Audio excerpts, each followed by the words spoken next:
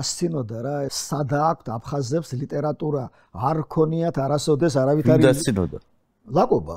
ეგრე წერია დოკუმენტი. ლაკობა ამბობდა ამას? დიახ, პირდაპირ ამბობდა.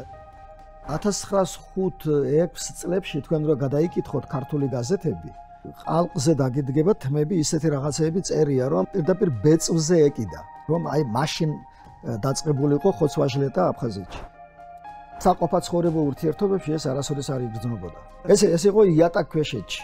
ყველაფერი მზადდებოდა გარკვეული დროისთვის. როგორ იწყება ისეთი დაპირისპირება, რომლის დამალვაც უკვე შეუძლებელია და რომელიც უკვე საშიში და სახიფათოა? მას არასოდეს არ უთქვამს ეს აფხაზები ვინ არიან. ზვიად გამსახურდი ამბობდა ზუსტად ახლა რითაც მე დავიწყე აქ საუბარი, რომ ისტორიულად აფხაზები არ არსებობდნენ. ისტორიულად არ არსებობდნენ, აი ის დღევანდელი გაგებით არ არსებობდნენ და რა ვქნათ ახლა წყაროებში არ არის. ყველა გზა მოჭრილია, ყველა გზა გადაკეტილია, რჩება მარტო სამხედრო კონფლიქტი. ჩვენ ქართველებმა საკუთარი ხელით მივიყვანეთ აქამდე საქმე, როდესაც მოვახდინეთ სახელმწიფო გადატრიალება.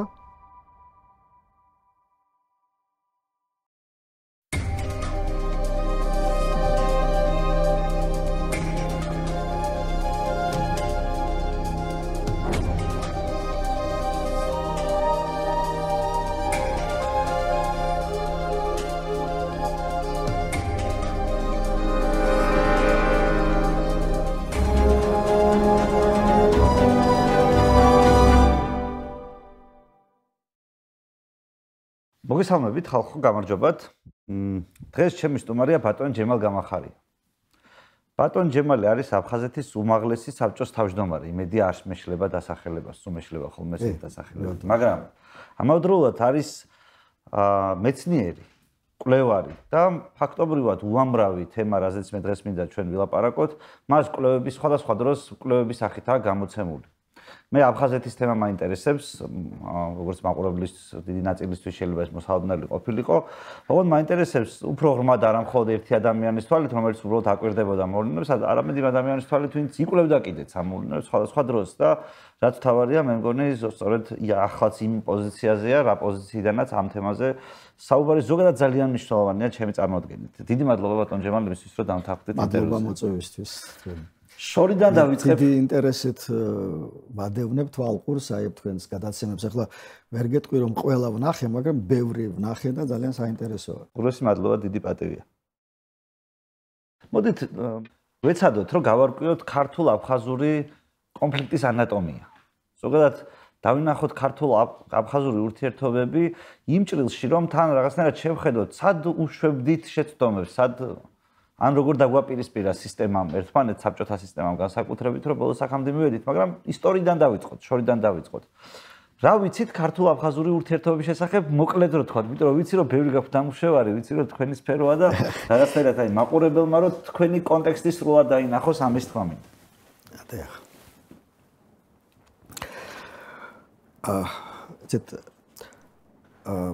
ხშირად აი თქვენს ბრძანეთ და ხშირად მოისმენთ რომ აი ჩვენ რუსეთის იმპერიამ დაგვაპირისპირა, ნუ ისტორია ეს საბჭოთა სისტემამ დაგვაპირისპირა, ესეც ისტორია, მაგრამ დაპირისპირება მოდის უფრო ადრეული პერიოდიდან, როდესაც ის ადამიანები, რომლებსაც ჩვენ დღეს აფხაზებს უწოდებთ, დამკვიდრდნენ ამ ტერიტორიაზე.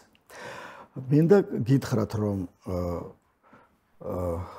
მე-10 საუკუნეში, მე-11 საუკუნეში, როდესაც მე-11-ში იმდენად არა, მე-8, მე-9 საუკუნე, როცა აფხაზეთის სამეფო არსებობდა, არავითარი დაპირისპირება არ იყო.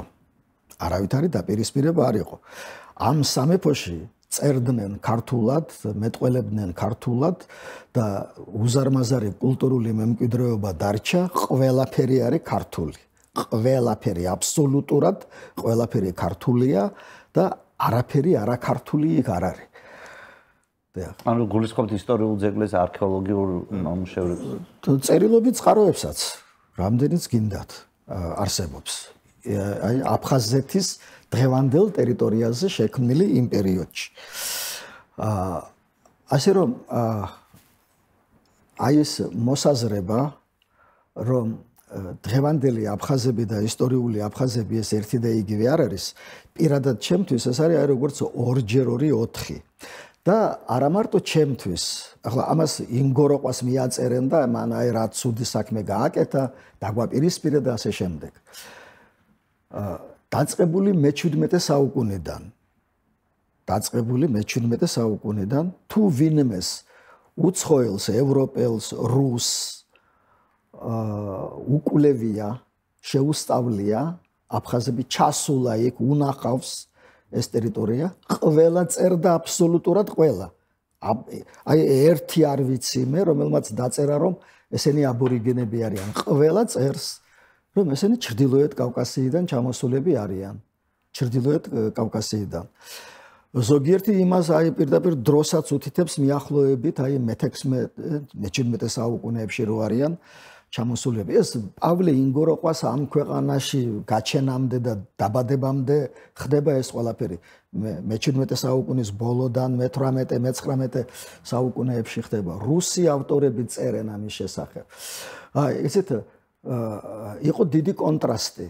ესე იგი აფხაზი, თიდან ჩამოსული ადამიანი და ამ დროს ისეთი ტაძრები, ისეთი მოხატულობით, ისეთი წარწერებით და იმათ ეს ძროხების ადგომებად ჰქონდათ ეს ტაძრები. ესე იგი არაფერი კავშირი ამ ტაძრებთან მაგათ არ ჰქონდათ.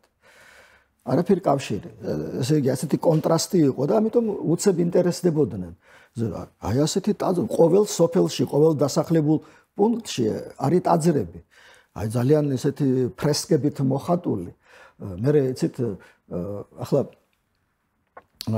ბიჭვინთა დრანდა დღეს ახდენს ძალიან დიდ შტაბეჭდილებას, თორემ მე-17, მე-18 საუკუნეებში მით უმეტეს ახდენდა ძალიან დიდ შტაბეჭდილებას ნებისმიერ მოგზაურზე ეს უცხოელი იქნებოდა თუ რუსი იქნებოდა.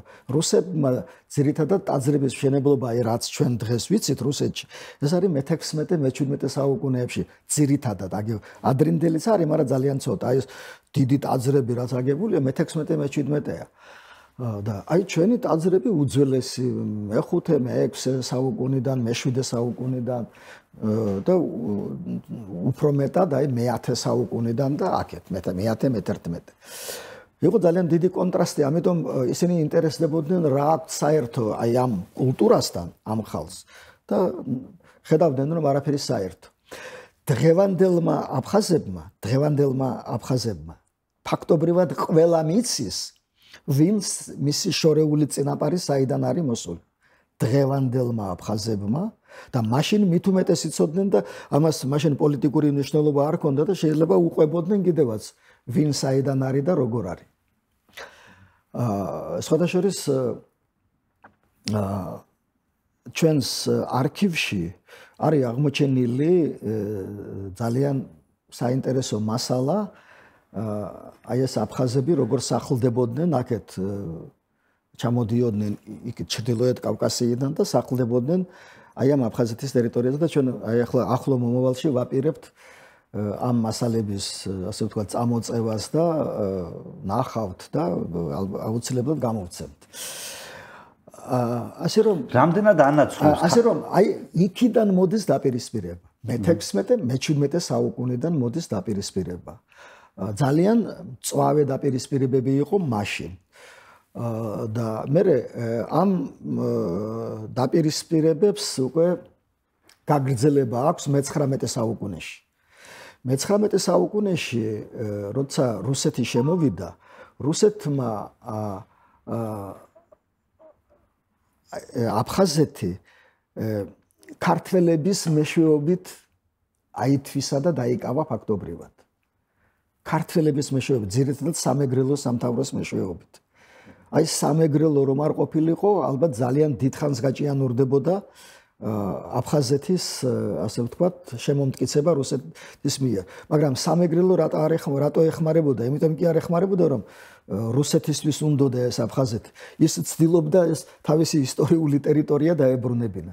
და რუსები ამას მიხვდნენ. და პირდაპირ არსებობს ეს დაწერილია, რომ აი ლევან დადიანსო იმ დედოფლის დაცვის საბაბით უნდოდაო ეს ტერიტორიები შემოემტკიცებინაო, მაგრამ მე უარი უთხარიო ერთი ოფიცერი წერს თავის ზემდგომს. ასე რომ აი ლევან დადიანი ცდილობდა, მაშინ ლევან მეხუთე დადიანი იყო, მაგრამ მანამდე დედამისი ეს გიორგი მე-12-ის ქალიშვილი იყო სამეგრელოს დედოფალი, გრიგოლ დადიანის მეუღლე, რომელიც ძალიან ძლიერი ქალბატონი იყო და ის ცდილობდა ამ ტერიტორიების დაბრუნებას, მაგრამ რუსებმა ამის საშუალება არ მისცეს და თავისთვის აი იქიდან დაიწყო სამეგრელოდან სამღვდელოების შეგზავნა, ეკლესიების აღდგენა, მათი მონათვლა, ასე ვთქვათ და ასე შემდეგ. აი იქიდან მე-19 საუკუნიდან იწყება ეს. მე-19 საუკუნე. მე-18 საუკუნეში სამურზაყანოს იქით ქართველ სასულიერო პირებს ფეხი არ დაუდგამთ. ქართველი სასულიერო პირები მე-17 საუკუნეში ამოწყვიტეს აი ამ მომხდურებმა. აი როცა ჩამოვიდნენ ქართველი სასულიერო პირები ფიზიკურად გაანადგურეს. ვინც მოასწრო, გაქცევა, გაიქცა, მოსახლეობა ან გაყიდეს სადღაც თურქეთში, ან მონებად აქციეს და მონებად ყავდათ მერე მთელი ცხოვრება. ასე რომ ეს ყველაფერი წყაროებში არის დაფიქსირებული, რომ ეს დიდი დაპირისპირება იყო მანამდე, მაგრამ აი რუსეთი რო შემოვიდა, მან ახალი ფორმა მიიღო, ახალი სახე მიიღო. საბჭოთა პერიოდში კიდევ სულ სხვა სახე მიიღო და ყველა ცდილობდა, ესე იგი, ამ ცეცხლში რაღაცა ნავთი დაესხა და კიდევ უფრო გაემწვავებინა საბჭოთა პერიოდში რა ხდება? საბჭოთა პერიოდში აი უკვე აი რო წარმოედგინოთ ნაწილი თქვენს გახსოვთ რა თქმა უნდა, მაგრამ აი თქვენი წინათაობის მონაყოლიც ხო გემახსოვრებათ, იმიტომ რომ დასავლეთში ზოგადად მშობლები და ბებია ბაბუები უყვებიან შვილიშვილებს ამბებს. იცით რა მაინტერესებს, რა საბჭოთა პერიოდში რა იცვლება და ამ საბჭოთა კონტექსტში ქართველის და აფხაზის ურთიერთობა როგორია? იმიტომ რომ თითქოს აი რაღაცნაირად ჯიბრი მიდის.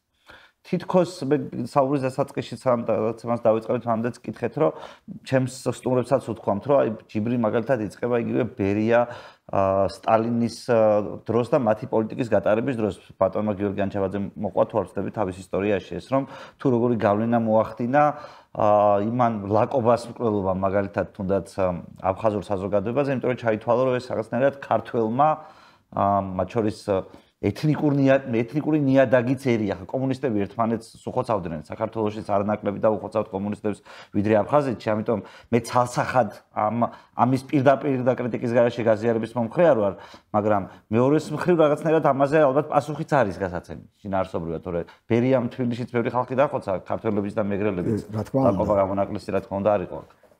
არა, გასაგებია, ეს ახლა მე ვერ ვიტყვი იმას, რომ მაინც და მაინც ლაკობას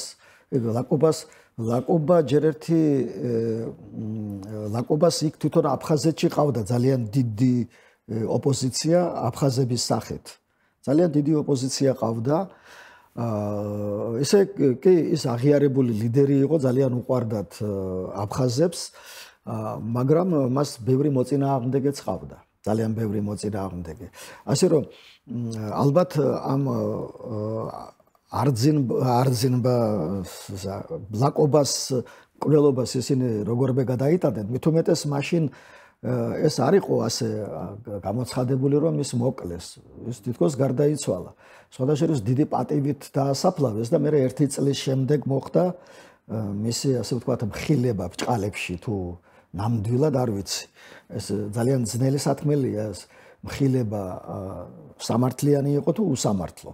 იმიტომ რომ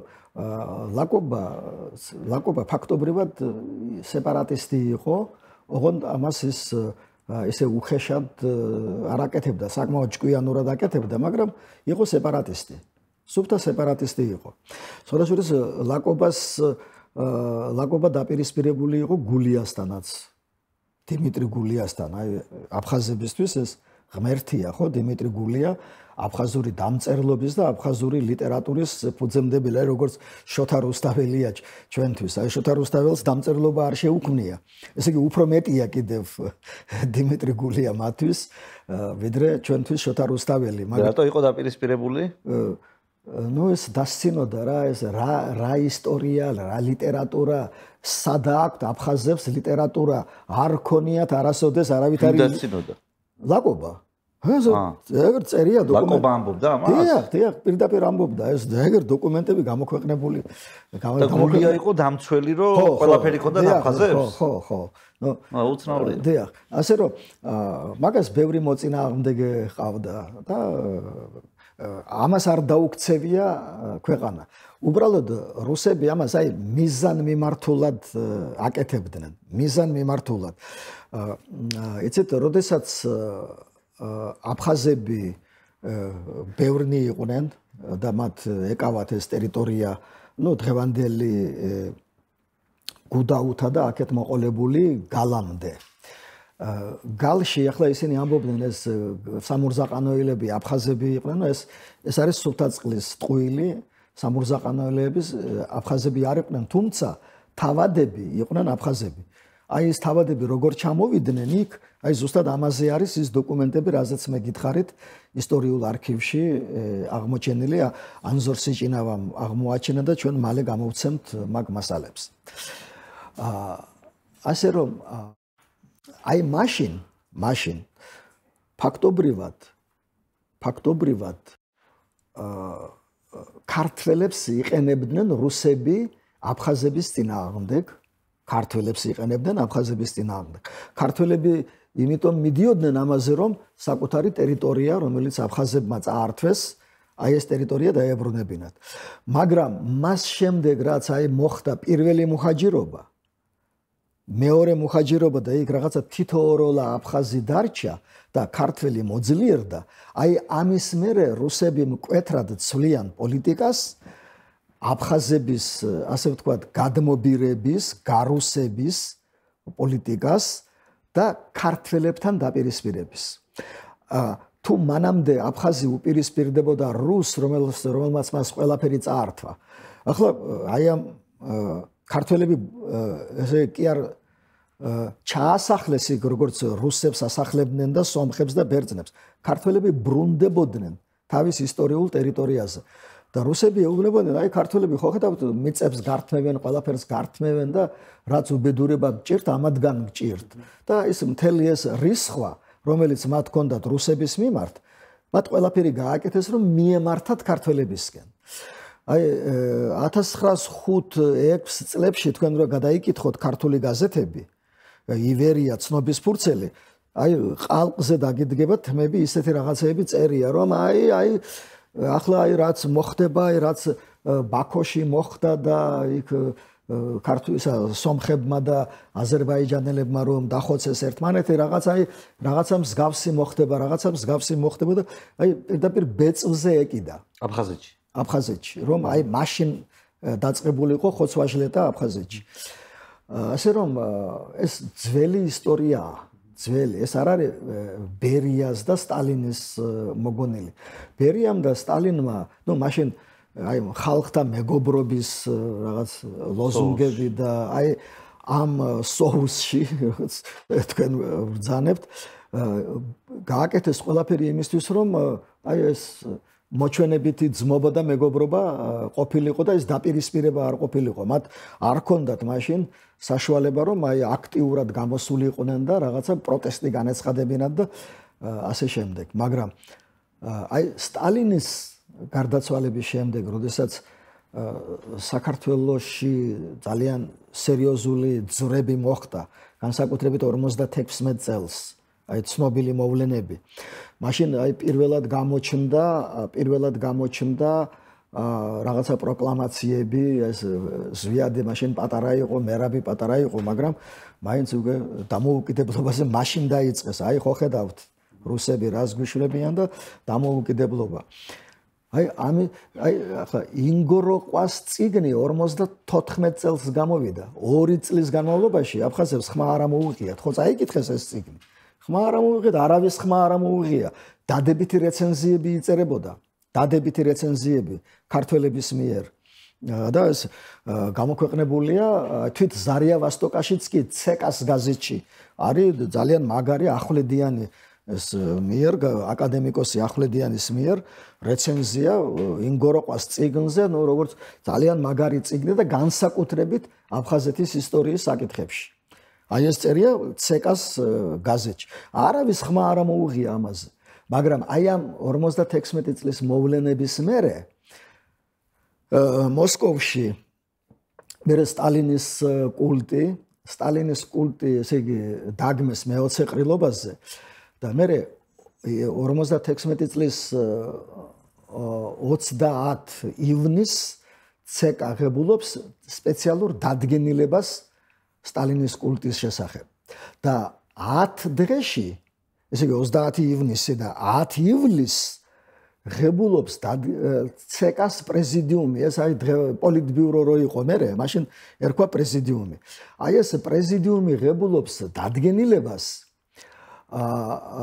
ესე იგი საქართველოს კომპარტიის რაღაცა იდეოლოგიურ მუშაობაში ნაკლოვანებების შესახებ. და იქ შავით თეთრზე წერია, რომ საქართველოში ესე იგი ნაციონალურ ჩაგვრას განიცდიან აფხაზები, სომხები და ოსები. აი ეს სამი წერია. არ წერია რომ აზერბაიჯანელები განიცდიან, რუსები განიცდიან, უკრაინელები, ბერძნები.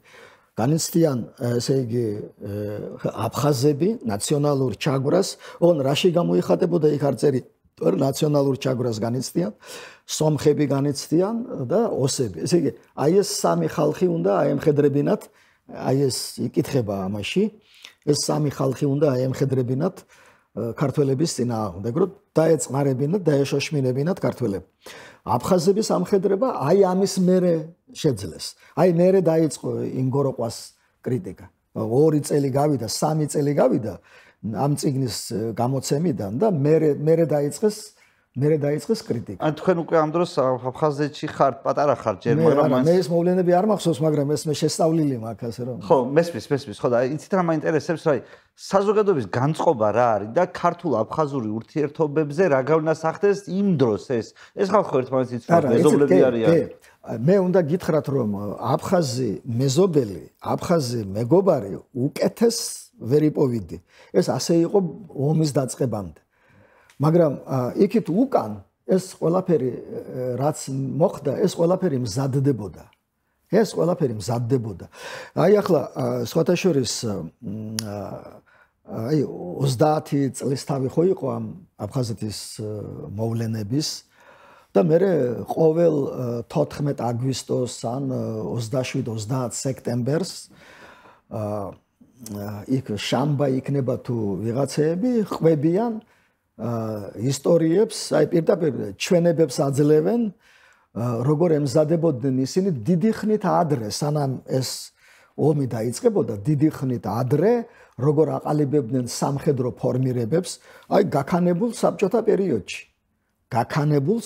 პერიოდში, როგორ აყალიბებდნენ სამხედრო ფორმირებებს, როგორ შეულობდნენ იარაღს, ყველაფერს ამას აი დღეს ეს ყველაფერი ახლაც შემიძლია მოგასმენინოთ აი ამ გადაცემის შემდეგ თუ გაინტერესებთ. ასე რომ ერთის მხრივ იყო ძალიან კარგი ურთიერთობა სამეზობლოში, სამეგობროში, სამსახურში, მაგრამ მეორეს მხრივ აი მიდიოდა აი ეს მუშაობა. და ვინ არის აი ავანგარდში აფხაზების მხრიდან, ან ქართველების მხრიდან, აი თუნდაც ამ იდეოლოგიური თუ რაც გინდა ის დავარქვათ ამ მუშაობას, აი პირობითად რომ ჩვენ რაღაცა გვინდა, რაც ქართველების ინტერესებს წინააღმდეგება.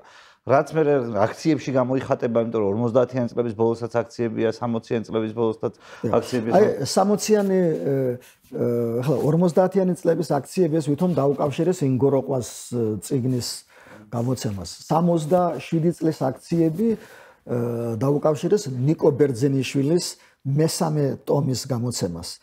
ამ მესამე ტომში ნიკო ბერძენიშვილმა მოათავსა თავისი ესე იგი პასუხი ფაქტობრივად ასეთი რატიანი იყო აფხაზეთის აი აბნირო ერქვა ენის ლიტერატურის ინსტიტუტი, იმის დირექტორი. გულია მუშაობდა იქ. იმ ინსტიტუტში. ეს დირექტორი იყო და რატიანმა მისწერა წერილი, ეს 50 წელია. რატიანმა ესე ჯერ ინგოროყვას წიგნი ჯერ არ არის. 4 წლის მერე გამოვა. მისწერა წერილი აი ამ აფხაზეთის ისტორიაზე, აი ამ საკითხებზე, აი როგორ უნდა მიუდგეთ ამ საკითხს, როგორ უნდა გაშუქდეს ეს და ის მერე პასუხს წერს და ფაქტობრივად მისი პასუხი ეს იგივე ინგოროყვას მიერ განვითარებული მერე დებულებებია აქ, რომელიც მე როგორც გითხარით, ინგოროყვას სანამ ის გაჩნდებოდა ამ ქვეყანაზე, მანამდე ბევრჯერ დაწერილა ამის შესახებ. მათ შორის ისეთი ქართველი მეცნიერების მიერ, როგორებიც იყვნენ ბაქრაძე დაუშვათ. ბაქრაძე ცნობილი ისტორიკოსი იყო, ბაქრაძე, ხახანაშვილი, ხახანოვის გვარით მას შრომები აქვს. ასე რომ ახალი არ იყო ეს. ეს ახალი არ იყო. ეს არ არის ახალი ნამდვილად. ასე და აი ეს წერილი მას არ გამოუქვეყნებია. მე ეს ინგოროყვას წიგნი გამოვიდა, დაიწყო ის რაღაცა კრიტიკა მე 56 წელს. ეს მას ინახავდა და სხვადასხვის ბერძენიშვილს ინგოროყვას საწინააღმდეგო დააწერინეს, ის ისტორიის ინსტიტუტის დირექტორი იყო. თუმცა ძალიან რბილად, მაგრამ წინააღმდეგ. ძალიან რბილად, მაგრამ წინააღმდეგ. და რაც მან ინგოროყვას წინააღმდეგ დაწერა, იმ მესამე ტომში არ შეუტანია, მაგრამ აი ეს შეიტანა. რაც ინგოროყვაზე უფრო მეტს წერს იქ, რომ ის აფხაზები ქართველები არიან. და სხვადასხვის ამ წერილს ძალიან კარგად იცნობდა დიმიტრი გულია და ამ წერილის საფუძველზე მან დაწერა ო მაიეი კნიგე ისტორია აფხაზი. ისტორია აფხაზი ასეთი ნაშრომი ჰქონდა გულიას 24-25 წელს გამოცემული და აი ეს ნაშრომი გააკრიტიკა მან და ფაქტობრივად აი პირდაპირ სიტყვით, რასაც ნიკო ბერძენიშვილი ლაპარაკობს, აი იმას ლაპარაკობს ზუსტად. სიტყვით. ის მაშინ გამოქვეყნებული არ იყო. ასე რომ ნიკო ბერძენიშვილმა და გულიამ ინგოროყვაზე ადრე თქვეს ის, რასაც დღემდე ინგოროყვას მიაწერენ. სხვადასხვის გულიას ის არასოდეს არ უარუყია. ბერიას განადგურების შემდეგ ის 7 წელი ცხოვრობდა, მაგრამ ერთი სიტყვა მას არ დაუწერია ამის საწინააღმდეგოდ, რომ მე შევცდი. ახლა ზოგიერთი ქართველი წერს, რომ ესო გულიასო ბერიამ და ძალით დააწერინესო, მაგრამ ბერიას განადგურების შემდეგ ხო შეეძლო მას ეთქვა, რომ მე ეს ჩემი არ არის, ეს მე ძალით გამაკეთებინეს. მსგავს იმას არაფერი არ გაუკეთებია. ასე რომ ეს მისი მოსაზრებაა, რომ ისტორიული აფხაზები, ესენი ქართველებია, ჩვენ ქართველები ვართო პირდაპირ ლაპარაკობს იმ ბროშურაში დიმიტრი გულია. ახლა აი თვითონ აფხაზებში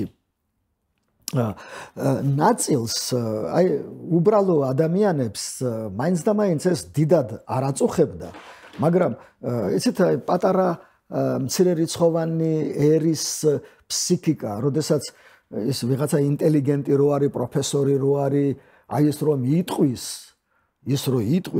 იმას აუცილებლად დაუჯერებს, იმან რა იცის ეს. არაფერი არ იცის მან არც ისტორიის, არც და იმას უჯერებს. ის იმას უჯერებს, აი რუსებმა რო იციან ასეთი გამოთქმა, სტადნე ჩუსტო, ჯოგური მენტალიტეტია იმ მცირერიცხოვან ერებში, ეს ახლა ცუდი გაგებით არ ვლაპარაკობ, შეიძლება ეს კარგიც იყოს, მცირერიცხოვანი ერი ყველა თავის ჭკუაზე და თავის აზრზე თუ ივლის, ის დაიღუპება მაშინ. ამიტომ ვიღაცას უნდა დაუჯერონ და ვიღაცას უნდა გაყვნენ. და ისინი გაყვნენ აი ამ ავანტურისტებს. და უბრალო ადამიანებთან ურთიერთობა ძალიან თბილი, ძალიან ტკბილი ხალხი, რა ვიცი, ძალიან სტუმართმოყვარე და როგორც გითხარით, საუკეთესო მეზობელი, საუკეთესო მეგობარი, ყველაფერი ძალიან კარგი. აბა სად იგრძნობოდა, რომ რაღაცა იდეალურად არ არის, აი ჩვეულებრივ საყოფაცხოვრებო ურთიერთობებში თქვა. საყოფაცხოვრებო ურთიერთობებში ეს არასოდეს არ იგრძნობოდა. არასოდეს არ იგრძნობოდა ყოფით დონეზე, ეს არ იგრძნობოდა. ეს იყო იატაკქვეშეთში. ყველაფერი მზადდებოდა გარკვეული დროისთვის. აი ესენი სულ ემზადებოდნენ. სულ მზადყოფნაში იყვნენ. და ბოლოს უკვე აი შეერაღებული რაღაცა ჯგუფებიც კი შექმნეს ღრმა იატაკქვეშეთში, ტყეში, აგერ ყვება ამას ახლა დღეს გმირია ვითომ თავისი ჭკუით, მაგრამ მე დიდი იმედი მაქვს მოვა დრო და ეს იქნება აბუქებს უბრალოდ იმისთვის რომ პოლიტიკური ქულები დაიცავდეს. არა, შეიძლება პატარას უმატებს, მაგრამ ძირითადად სწორს ლაპარაკობს. რაც მე ჩვენ ვნახეთ რეალურად. აი 70-იანი წლების ბოლოს 80-იანი წლების დასაწყისში რა იყო შესამჩნევი, ვთქვათ, აი სადმე გაუცხოება იგრძნობოდა, აი სად იყო ის როგორ გითხრათ, მარცვალი რომელსაც ბოლოს აი ეს გამოსვლები განსაკუთრებით 60-იანი წლების და 70-იანი წლების. აი ამ გამოსვლებმა, რა თქმა უნდა, დატოვა ძალიან დიდი, ასე ვთქვათ, გაუცხოებას ვერ ვიტყვი, მაგრამ მაინც რაღაცა ისინი აი თავს რო გვარიდებდნენ, მე ამას მე პირადად ვხედავდი. ახლა მე დიდხანს მომიწია რუსეთში ყოფნა, იქ ვსწავლობდი, იქ ინსტიტუტშიაც, ასპირანტურაშიც იქ დავიცავი და ამას გარკვეული დრო დასჭირდა და მე ჩამოვედი 82 წელს. და მე უკვე დამხვდა ეს ვითარება, როდესაც მთლად აი ესეთი შეცვლილი იყო რამე რო დაბრუნდი. დიახ, იყო შეცვლილი, თუმცა მე შესანიშნავი მეგობრები მყავდა და ძალიან თბილი და კარგი ურთიერთობა მქონდა. როგორც მე უნივერსიტეტში მუშაობდი, პირველი პერიოდი რო ჩამოვედი სოხუმის უნივერსიტეტში და იქაურ პროფესორასთან სტუდენტებთან მქონდა შესანიშნავი ურთიერთობა. ეს რუსულ ჯგუფებშიც მიხდებოდა მე ლექციების კითხვა და იქ სულ აფხაზები სწავლობდნენ ძირითადად. აფხაზურ ჯგუფებში იგივე რუსულად მიდიოდა სწავლა და იქაც ვასწავლიდი, ასე რომ ბევრი სტუდენტი მყავდა აფხაზი და ბევრთან დღემდე ვინ არჩუნებს ხოთაშორის ურთიერთობა, ძალიან კარგი ურთიერთობა მქონდა მათთან. ასე რომ განსხვავებული რამე უნდათ ქართულ და აფხაზეთ სტუდენტებს თქვენი აზრით?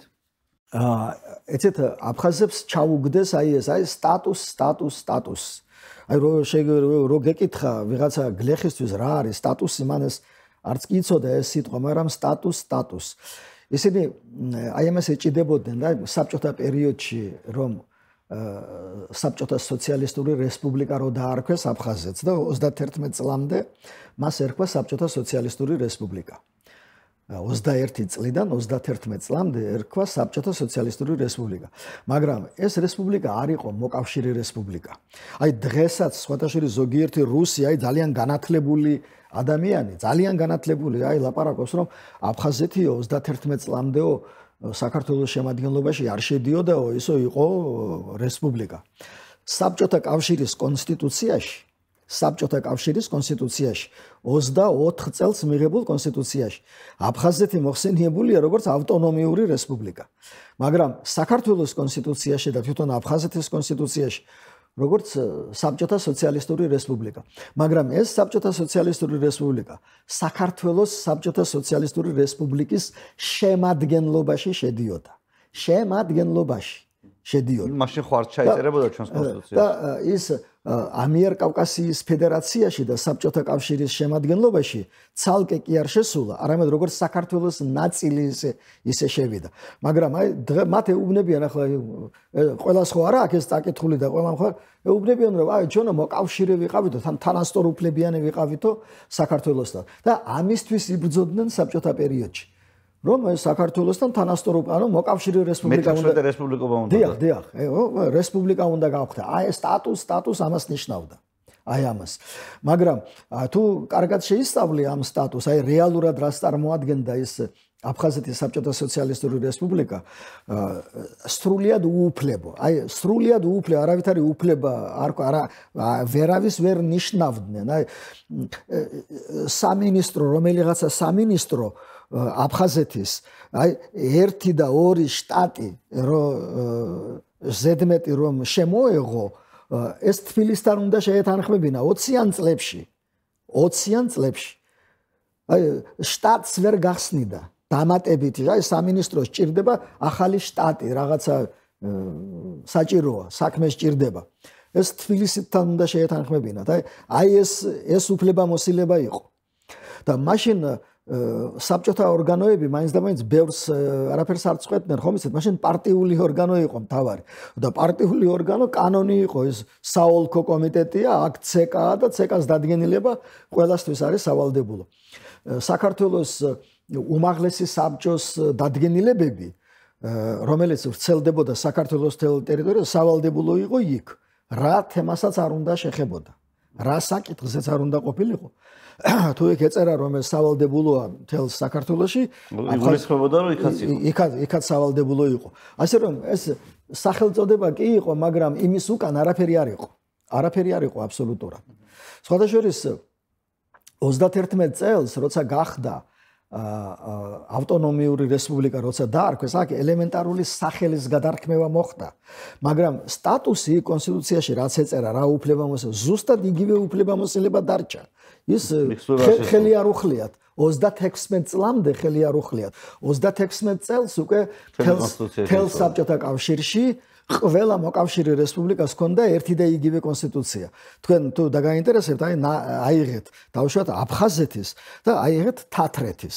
სიტყვაზე ვამბობ, ან ბაშკირეთის, ან ნებისმიერი რუსეთის ავტონომიის.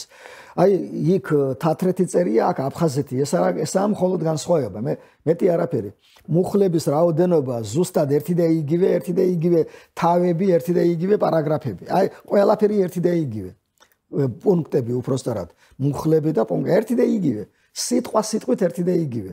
მაგრამ ეს ჩვენ რა შუაში ვართ, ეს ასეთი იყოს საბჭოთა კავშირი და საქართველოს ბრალი ხო არ არის. საქართველოს კონსტიტუციას იგივე იყო. უნიფიცირებული იყო მოკავშირე რესპუბლიკების კონსტიტუცია და ის დგებოდა იქ და არა აქ ჩვენთან.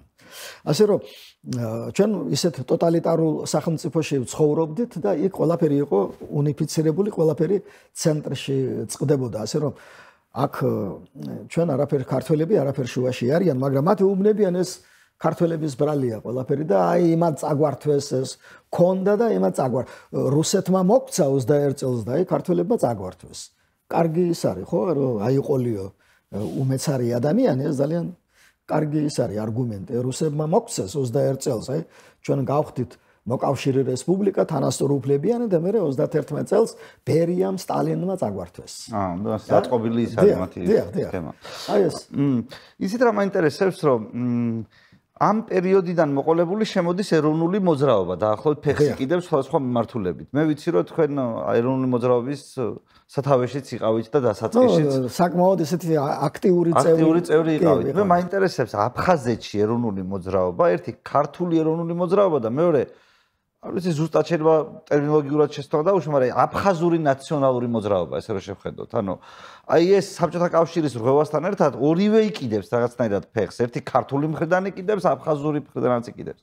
აი ამ ორი რაღაცის დასაწყისი და მათი ერთმანეთთან მიმართება მაინტერესებს, იმიტომ რომ მე ესეც ხდება დაპირისპირების საგანი ფაქტია და იქ ხალხიც იღუპება ბოლოს და ბოლოს. იცით, აი აფხაზებმა ჩვენზე ადრე ჩამოაყალიბეს ეს თავიანთი ახლა თბილისში კი არსებობდა, სოხუმშიც იყო პატარა ჯგუფები, მაგრამ აი ორგანიზაცია აიდგილარა, როცა შექმნეს აფხაზებმა ქართველებს მსგავსი ორგანიზაცია, აი ასე ორგანიზებული, კრება ჩატარებული ღიად და თავისი გაზეთით და ყველაფრით იმ დროს ჩვენ არ ქონდა. იმ დროს არ ქონდა. ეს მე უკვე რა თქმა უნდა ჩვენ ყველაფერი ვქონდა, მაგრამ თანაც ქონდა როგორ თქვენ შეიძლება კარგად არ გახსოვთ, მაგრამ ის ეროვნული მოძრაობა როგორც თბილისში იყო და საქსული ქართული ეროვნული მოძრაობა, ისე იყო იქაც. თუმცა აი რასაც ზვიად გამსახურდიას მომხრეები ქვია, ანუ დომინირებდნენ აბსოლუტურად იმ დანარჩენ ჯგუფებს არ ქონდათ მაინც და მაინც გავლენა, მაგრამ იყვნენ პიროვნებები, გამოდიოდნენ და ასე ვთქვათ, რაღაც თავის პოლიტიკას ატარებდნენ. აქ ინტერესი მკვეთრად გაიყო. მკვეთრად.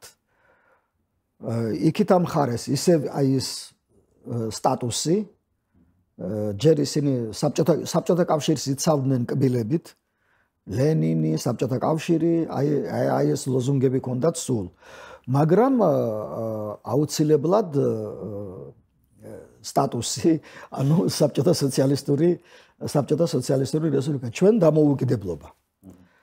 დამოუკიდებლობას ვითხოვდით და აი აქ ფაქტობრივად ესეთ აფხაზური სეპარატისტული მოძრაობა აი განსაკუთრებით აი მე-19 საუკუნის ბოლოდან და მე-20 საუკუნის დასაწყისიდან ეს ფაქტობრივად იყო და დღემდე რჩება რუსული იმპერიალისტური პოლიტიკის ასე ვთქვათ შემადგენელ ნაწილად. ოღონ ფორმაა ცოტა სხვანაირი, თორემ იგივეა, აბსოლუტურად იგივეა ეს. ასე იყო. ეს თავიდან ბოლომდე მიმართული საქართველოს დამოუკიდებლობის აღდგენის და აღდგენის მერე მის დასამხობად. აი ეს იყო, ეს არის რუსული იმპერიული პოლიტიკა და ეს იყო მისი შემადგენელი ნაწილი, ეს ფაქტობრივად ეს სეპარატისტული მოძრაობა. ამ სეპარატისტულ მოძრაობაში რუსეთი თავისთვის არავითარ საფრთხეს ვერ ხედავდა. ამიტომ ყოველნაირად ახალისებდა მაგას. ადრე ხედავდა საფრთხეს, აი მუხაჯირობამდე, როცა ისინი ბევრნი იყვნენ, როცა იქ თავარი ყავდათ მაგა თავიანთი წინააღმდეგობის გაწევის უნარი მაშინ წინააღმდეგობის უნარი ჰქონდათ, იქ თურქეთიდან დახმარება, იქ თიელების ომი, ჩრდილოეთ კავკასიის ომი რუსეთის წინააღმდეგ და მათ დიდი შიში ჰქონდათ, რომ ეს გადმოვიდოდა აქეთ აფხაზეთში, შავი ზღვისპირეთში და ერთი სიტყვით ეს მათთვის იყო საფრთხის შემცველი.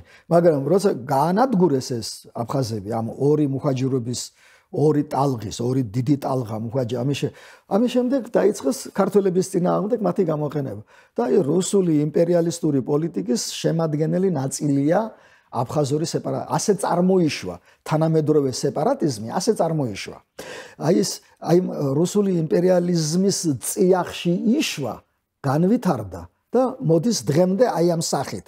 რუსეთს სანამ ჭირდება ამ სახით, მანამდე იქნება ამ სახით. მერე ან ჩვენ დაგვიბრუნებს, ან გადაყლაპავს თვითონ და ამისთვის დღეს ყველაფერს აკეთებს, რომ თვითონ აითვისოს ეს ტერიტორია. მას ახლა აფხაზეთის დამოუკიდებლობა აქვს, ახლა უკრაინის დამოუკიდებლობას არ აღიარებს სახელმწიფოს და იმას აფხაზეთს აღიარებს და ცხინვალს. ასე რომ მაგას ეს სულ სხვა რაღაცისთვის ჭირდება. ასე აი ეს არის აფხაზური სეპარატიზმი და აი 80-იანი წლების ბოლოს ეს ზუსტად გამოვლინდა ეს. ზუსტად ასე გამოვლინდა. როგორ იწყება თქვენი დაკვირვებით? აი როგორ იწყება ისეთი დაპირისპირება, რომლის დამალვაც უკვე შეუძლებელია და რომელიც უკვე საშიში და სახიფათოა. თქვენ როდის იგრძენით ეს? ეცეთ უკვე როდესაც აი ამ ეგრეთ წოდებული გორბაჩოვის გარდაქმნის პერიოდში გლასნოსტი და ასე შემდეგ, როცა უკვე ყველას ჰქონდა საშუალება საკუთარი გაზეთი გამოეშვა, საკუთარი რაღაც ტელევიზიით რაც გინდა ის ილაპარაკე, აი იქ უკვე ყველაფერი გაირკვა. აი იქ უკვე პოზიციები იყო ჩამოყალიბებული. სად ჟღერდებოდა ეს პოზიციები? აი თქვენ გაზეთები ვრცელდებოდა, ჯერ გაზეთები, მერე აფხაზურ ტელევიზიაში. ჯერ კიდე კომუნისტების დროს. ანუ სანამ ლიხნის რაღაც მოხდება, მანამდე ამას ეს მანამდე ისე რა და აი მე ლიხნის მერე ხდება ეს ამბავი. დიახ. და ეს თვითონ ანუ ლიხნი როგორ ორგანიზდება თქვენი და როგორ არის შესაძლებელი ეს არაფრისგან 30,000 კაცი შეიკრიბოს და ეს ასე არა, აფხაზებს ყოველთვის შეეძლოთ შეეკრიბათ იმდენი რამდენიც ჭირდებათ. და საერთოდ აი ეს ადგილი სადაც ეს ლიხნის შეკრება მოხდა, აი სადაც დიდი მუხა დგას. მე მეგონა მართლა დიდი იყო, ახლა ძალიან დიდი არ არის, მაგრამ მუხა დგა. აი იქ ჯერ კიდევ აი მე-19 საუკუნეშიაც, როდესაც აფხაზებს ჰქონდათ რაღაცა დიდი რაღაცა მნიშვნელოვანი საკითხი გადასაწყვეტი, იქ იკრიბებოდნენ და იქ მსჯელობდნენ ამაზე. ასე რომ ეს ისტორიული ტრადიცია მოდის ასეთი, რომ რაღაც მნიშვნელოვან საკითხებს ისინი დიდ კრებაზე, დიდ შეკრებაზე ერთად წყვეტენ იმ თავართან ერთად, მაშინ თავარი ყავდათ. ახლა იქ პირველი მდივანი ყავდათ და მთავრობის წევრები და რაიკომის მდივნები და ასე შემდეგ. ასე რომ მათთან ერთად. ასე რომ აქ არაფერი პრობლემა არ იყო, როცა ამაში ხელისუფლება იყო თვითონ ჩართული აფხაზური ნაწილი ხელისუფლების. რა პრობლემა იყო ხალხის შეკრება? არაფერი დიდი პრობლემა ეს არ იყო. ხო, მაგრამ ესენი ხო შეკრებილი იმისთვის არ იყვნენ, რაღაცა მორიგი შაბათობაზე მიდიოდნენ ან რაღაც საბჭოთა პარადზე, ანუ უნდათ რაღაც ისეთი, რომელიც არა მხოლოდ ქართულ ინტერესებს, არამედ საბჭოთა ინტერესებს ეწინააღმდეგებოდა. ის სულაც არ ეწინააღმდეგებოდა საბჭოთა ინტერესების წინააღმდეგი რო ყოფილიყო. მაშინ ის ვერ შედგებოდა ვერანაირად. აფხაზებს არ მოუწყვიათ არც ერთი დიდი აქცია, რომელიც არაოფიციალურად არ იყოს ზევიდან სანქცირებული. არც ერთი აქცია მაგაც ასეთი არ მოუწყვიათ. ასე რომ ესეც იყო სანქცირებული ზევიდან. რომ აგერ ამას უყურეთ ქართველებო, რა გელოდებათ თუ თქვენ გააგრძელებთ დამოუკიდებლობისთვის ბრძოლას. ეს იყო და ეს. და მაგალითად ანუ თქვენ იმ პერიოდის ამბავი თუ გახსენდებათ, რომ მაგალითად ყოფილა მცდელობა თუ არ ყოფილა მცდელობა, რომ მოდი დავლაგდეთ. მოდი იქნება არ ვიჩხუბოთ რუსების ჯინაზე, რამე ასეთი ტიპის დისკუსიები არ ყოფილა? იყო მცდელობები, რომ იყო დელეგაცია ჩამოსული თბილისში, აქ ეროვნული მოძრაობის ლიდერებს შეხვდნენ, ილაპარაკეს რომ დაუშვათ დამოუკიდებელ საქართველოში ჩვენ რა ადგილი გვექნება, როგორ გვექნება. ახლა მე არ მინდა ვთქვა, რომ ჩვენ ყველაფერში 100%-იანები ვართ. შეიძლება და ამაზე წამოყვანა. ისინი თვითონ ჩამოვიდნენ და აქ არა მარტო სხვადასხვა მიმართულების პარტიებს ცალ-ცალკე შეხვდნენ, გამსახურდიასაც შეხვდნენ, ჭანტურიასაც შეხვდნენ, რესპუბლიკელებს შეხვდნენ, რესპუბლიკელებთან ჰქონდათ მათ კარგი ურთიერთობა ყოველთვის. რესპუბლიკელებთან, დღეს ახლა ეს ფაქტობრივად არ არსებობს, მაგრამ იცით ხო, რესპუბლიკელები რო პარტია რო ეს, ხო, ბერძენიშვილები და ეს იმათთან ჰქონდათ კარგი ურთიერთობა. და ყველა სხვადასხვანაირად გამსახურდიას რა უნდოდა თქვენი აზრით? თქვენ ამ შემთხვევაში მე მგონი ძალიან სწორი ადამიანი ხართ ამ კითხვას. გამსახურდიას რა უნდოდა ჩვენ ამაზე ახლა გამსახურდიას რა უნდოდა ამაზე აფხაზებთან მიმართებით მასთან ჯეროდა. ახლა თქვენ ბევრი ვინმე გეტყვით სრულიად ერთმანეთის საპირისპიროს. ვიღაცა გეტყვის რომ ის საერთოდ არ ცნობდა მაგათ, რომ ეს აფხაზები ვინ არიან და ასე შემდეგ. მას არასოდეს არ უთქვამს ეს აფხაზები ვინ არიან. ზვიად გამსახურდია ამბობდა ზუსტად ახლა რითაც მე დავიწყე აქ საუბარი, რომ ისტორიულად აფხაზები არ არსებობდნენ. ისტორიულად არ არსებობდნენ. ის დღევანდელი გაგებით არ არსებობდნენ და რა ვქნათ ახლა წყაროებში არ არის. აფხაზეთის სამეფოში არ ჩანს აფხაზი და სად იყო ეს? აფხაზი დღევანდელი გაგებით, თორემ ეს აფხაზი როგორ არ ჩანს იქ? აფხაზი არის იქ. აფხაზი, მაგრამ ის აფხაზი ქართულად მეტყველებს. ქართულ კულტურას ქმნის და ის იმ კულტურით ჩვენ დღეს ვამაყობთ და აფხაზები თავიანთ ბავშვებს უმალავენ იმას, იმ აფხაზეთის სამეფოში შექმნილ კულტურას უმალავენ. არც ერთმა აფხაზმა ბავშვმა დღეს რო კითხო, ყველა მიცის აფხაზეთის სამეფო. ჩვენ იცით სამეფო გქონდა, თელ ქუთაისი იყო ჩვენი, მაგრამ იმ სამეფომ რო კულტურა დატოვა, აბა თუ ვინმე მიცის და თუ ვინმე ასწავლის და თუ მათ სახელმძღვანელოებში რომელიმე ის კულტურის ძეგლი არის მოტანილი და გაანალიზებული და ჩვენი სიამაყე ჩვენმა წინაპრებმა რა შექმნეს, არაფერი მსგავსი. ამას ამბობდა ზვიად გამსახურდია, მეც არაფერს. მაგრამ როცა ის მოვიდა ხელისუფლების სათავეში, აქ არის უკვე ძალიან საინტერესო. ხელისუფლების სათავეში როცა მოვიდა, როგორც ცდილობდა ის დაელაგებინა ურთიერთობა აფხაზებთან და პირდაპირ უნდა გითხრათ, რომ მან დაალაგა კიდევაც ეს ურთიერთობა. და მე დიდი სიამოვნებით შემიძლია ამაზე ვისაუბრო, რომ როდესაც უკვე ზვიადი უკვე მოსულია ხელისუფლებაში, ჯერ გარდამავალი პერიოდია გამოცხადებული, და ესე იგი ვემზადებით იმისთვის რომ შეიქმნას წინაპირობა დამოუკიდებლობის გამოცხადებისთვის რეფერენდუმი ჯერ უნდა ჩატარდეს და მერე უნდა გამოცხადდეს დამოუკიდებლობა. აი ამ პერიოდში ეს ის პერიოდია, როდესაც უკვე აფხაზეთის უმაღლეს საბჭოს იქ არსებულს, რომლის თავმჯდომარე იყო არძინბა უკვე და სხვადასხვა ზვიად გამსახურდიას არავითარი დამსახურება და არავითარი როლი იმაში, რომ არძინბა გახდა უმაღლეს საბჭოს თავმჯდომარე არ მეუძღვის, არანაირი ბერკეტი მას არ გააჩნდა, რომ ამისთვის ხელი შეეშალა, ან ხელი შეეწყო. ხელშეწყობა კი შეეძლო, მაგრამ ხელი არ შეუწყია მაგას. უბრალოდ აქ წინააღმდეგობის გაწევას აზრი არ ქონდა.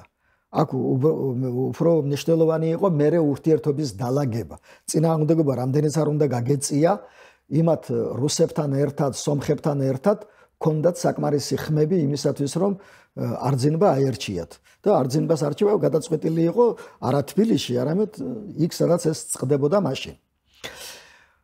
მაგრამ ზვიადმა დაიწყო ურთიერთობის დალაგება. უკვე აი 91 წლის გაზაფხულიდან განსაკუთრებით ურთიერთობის დალაგება. მოუწოდა აფხაზებს, რომ აი თქვენ არჩევნები უნდა ჩაატაროთ, უკვე ვადა გაუვიდა უმაღლეს საბჭოს. ნუ ახლა აფხაზი ვერსად ვერ წავა, რომ ის აუცილებლად უნდა ჩაატაროს არჩევნები. უმაღლეს საბჭოსთვის უფლებამოსილების გაგრძელება მხოლოდ საქართველოს უმაღლეს საბჭოს გაუგრძელეს უფლებამოსილება იქ შემოდგომამდე 91 წლის შემოდგომამდე. აი ახლა ამ პერიოდში უნდა მომზადდეს არჩევნები და უნდა ჩატარდეს არჩევნები. აი შეიქმნა კომისია, ორმხრივი კომისია შეიქმნა, ქართული, აფხაზური. ქართულ მხარეს ლევან ალექსიძე ხელმძღვანელობდა, ლევან ალექსიძე. აფხაზურ მხარეს ჯერგენია იყო ასეთი, ეს ნათესავი იყო არძინბასი, პროკურორი, იქაური, მე მთავრობის თავმჯდომარე იყო, მე აი ამ ომის შემდეგ. და აი ამ კომისიამ დაიწყო მუშაობა და სწორედ ამ კომისიამ მოამზადა მთელი რიგი ცვლილებები კონსტიტუციაში, აფხაზეთის კონსტიტუციაში. მთელი რიგი ცვლილებები, ნუ ძირეულად გადაამუშავეს საარჩევნო კანონი. საარჩევნო კანონი. აი ახლა მოდი აი რა იყო გაკეთებული აი ამ პერიოდში. ნუ ჯერ ერთი გამოსვლებში ზვიად გამსახურდია მათ პირდებოდა სანიმუშო და საუკეთესო ავტონომიას, რაც კი დედამიწაზე არსებობს.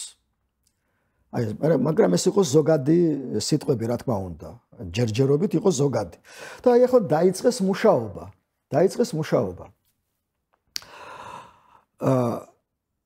აი დავიწყოთ, აი აფხაზებისთვის ყველაზე მნიშვნელოვანი ყოველთვის იყო ეს თანამდებობების განაწილება. აი ამაზე იყო ომები ძალიან ხშირად დაპირისპირებები ამას მოჰყვებოდა ხოლმე. შეთანხმდნენ, რომ აფხაზეთის პირველი პირი, ანუ უმაღლეს საბჭოს თავმჯდომარე არის აფხაზი.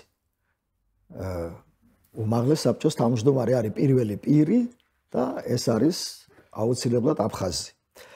სამაგიეროდ მთავრობის თავმჯდომარე არის ქართველი არის მთავრობის თავმჯდომარე.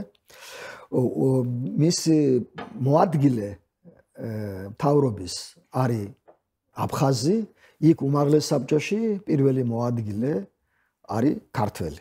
აი ეს ძალიან დააბალანსეს და ძალიან მარტივად შეთანხმდნენ ამაზე. იცით რა მაინტერესებს, ქართველი აფხაზი და აფხაზი ქართველი არ არსებობდა, ეს ეთნიკურად ასე იყო. არსებობდა, მაგრამ აი რაც უფრო მწვავდებოდა ვითარება, მით უფრო აი ეს შოიკრიფებოდა. დიახ. ახლა აი ამას ახლა დეპუტატები როგორ უნდა ავირჩიოთ? აქაც ძალიან დიდხანს მიდიოდა ეს მუშაობა და საბოლოოდ შეთანხმდნენ აი ამ ფორმულაზე 28 აფხაზი, 26 ქართველი და 11 სხვადასხვა ეროვნების წარმომადგენელი, არა ქართველი და არა აფხაზი, 11. დიახ. თან ეს ციფრები არ იყო შემთხვევით შერჩეული.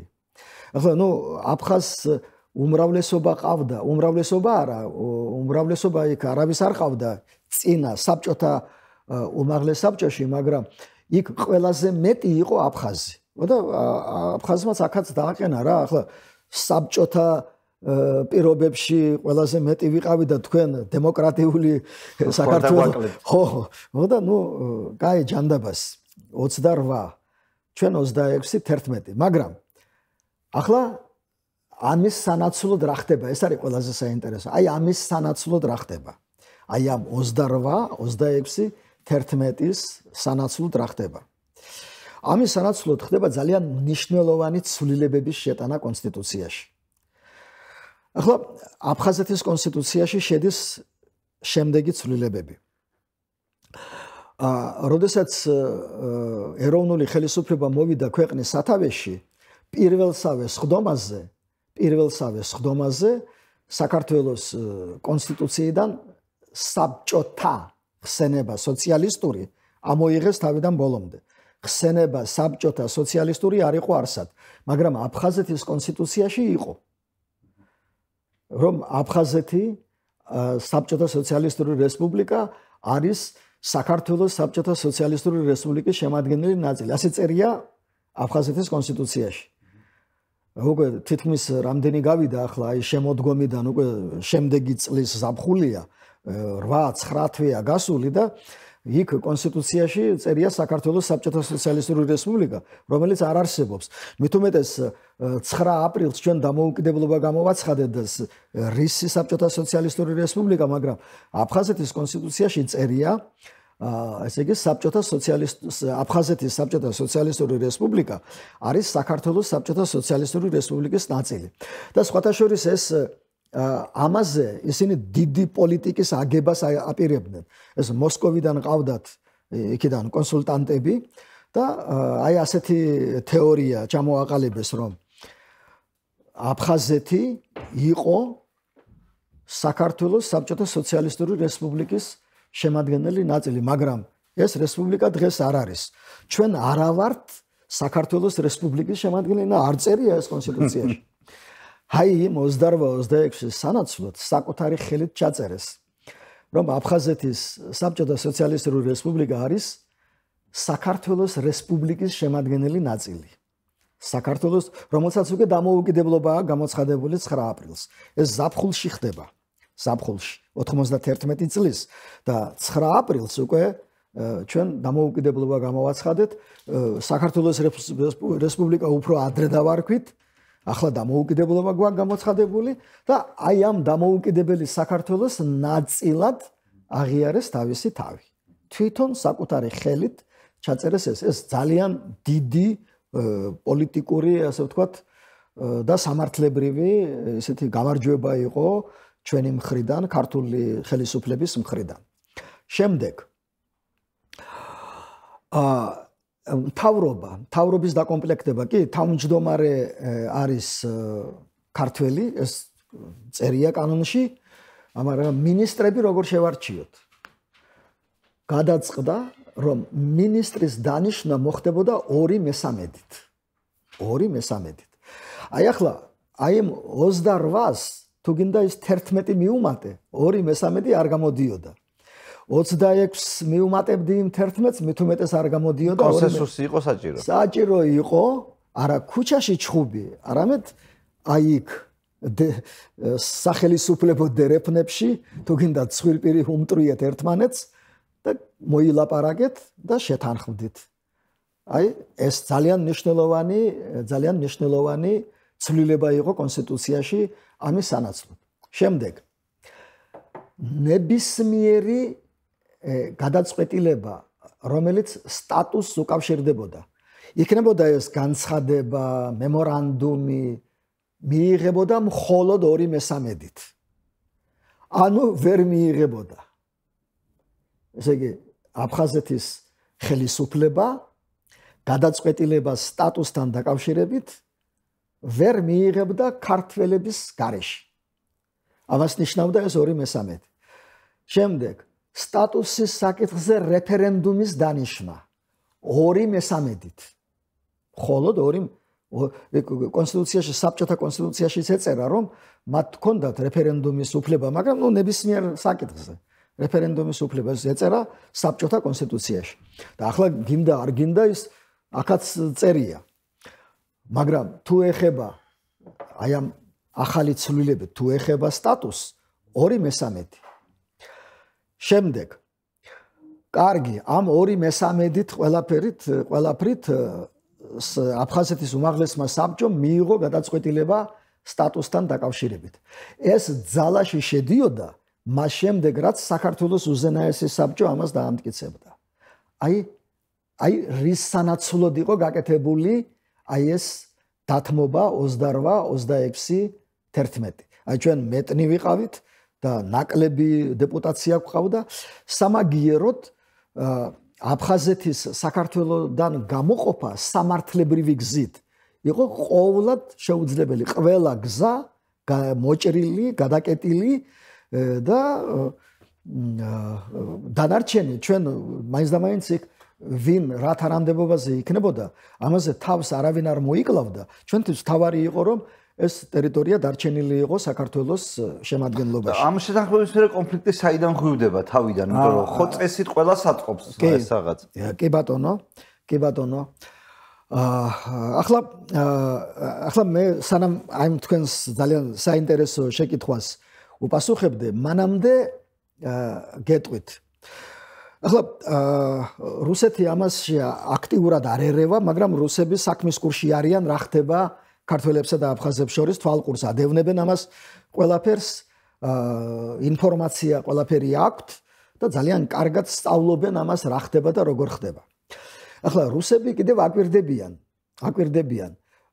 ხომ ჩატარდა რამდენიმე რეფერენდუმი. ჩატარდა რეფერენდუმი საბჭოთა კავშირის შენარჩუნების შესახებ 31 მარტს 91 წლის. აფხაზებმა და უпростоრად მოსკოვმა იქიდან იყო ჩამოსული ცეკას ინსპექტორი და ჩამოვიდა აფხაზეთში, მოიარა რაიონები და გალში რო ჩამოვიდა, თქვა რომ გალი არ არისო მზად რეფერენდუმისთვის და გალი მოხსნეს, რომ ხმები რო ყოფილიყო საბჭოთა კავშირის სასარგებლოდ უფრო მეტი. და თქვენ წარმოიდგინეთ, აი გალი რო გამოთიშეს, მაინც ვერ მოაგროვეს ხმები. საკმარისი რომ 50%-ს გადაცილებოდა. მაინც ვერ მოაგროვეს და მე ისე გააყალბეს ეს არჩევნები. ალბათ გვარამია მოგიყვებოდათ, ალბათ ბატონი გვარამია მაშინ პროკურორის მოადგილე იყო და მას დაევალა მე ამ საქმის გამოძიება და ძალიან დიდი დოკუმენტი დადო, საინტერესო დოკუმენტი, გამოქვეყნებულია, ცნობილი დოკუმენტია. ესე იგი აი ტყვარჩელში, იმაში გუდაუთაში აჩვენებდნენ რომ საბჭოთა კავშირის შენარჩუნებას ხმა მისცა 115%-მა, 116%. საიდან ეს 115 და 116%? გალელები ჩამოვიდნენ აქო იქო, რადგანაც აუკრძალესო, აქ ჩამოვიდნენ და აქ მისცეს საბჭოთა კავშირის ხმა. ახლა გასაგებია ახლა რომ იყო საშინელი გაყალბება. ეს რომელი წელია დაახლოებით? 91. მაგრამ ამის შემდეგ ტარდება საქართველოს რეფერენდუმი. აი ის 17 მარტს იყო, ბოდიში, 17 მარტს და 31 მარტს ტარდება საქართველოს რეფერენდუმი. აფხაზური მხარე აცხადებს ბოიკოტს, აფხაზური მხარე, მაგრამ ხელს არ გვიშლის ასე დაადგინეს. ხელს არ გიშლით თქვენ ჩაატარეთ. ჩვენ ჩავატარეთ და მათი ბოიკოტის პირობებში, ეს ეგრეთ წოდებული ბლოკის საიუზ ჰქონდათ მათ სომხები, რუსები, ასე ვთქვათ, აფხაზები, ესენი ბოიკოტს აცხადებენ მათი ორგანიზაციები და ვატარებთ ჩვენ მარტო ქართველები. ჩვენ ვართ 47-48%. თითქმის 60% მივიღეთ საერთო რაოდენობიდან. მოსულიდან კი არა, საერთო ამომრჩეველთა საერთო ძალიან ბევრი აფხაზიც მოვიდა, რუსები ძალიან ბევრი მოვიდნენ, რუსები, სომხები ქვეყნის, ბერძნები თითქმის მთლიანად და 60%-მდე მოვაგროვეთ საერთო ამომრჩეველთა საერთო რაოდენობიდან 60%-მდე მოგროვდა.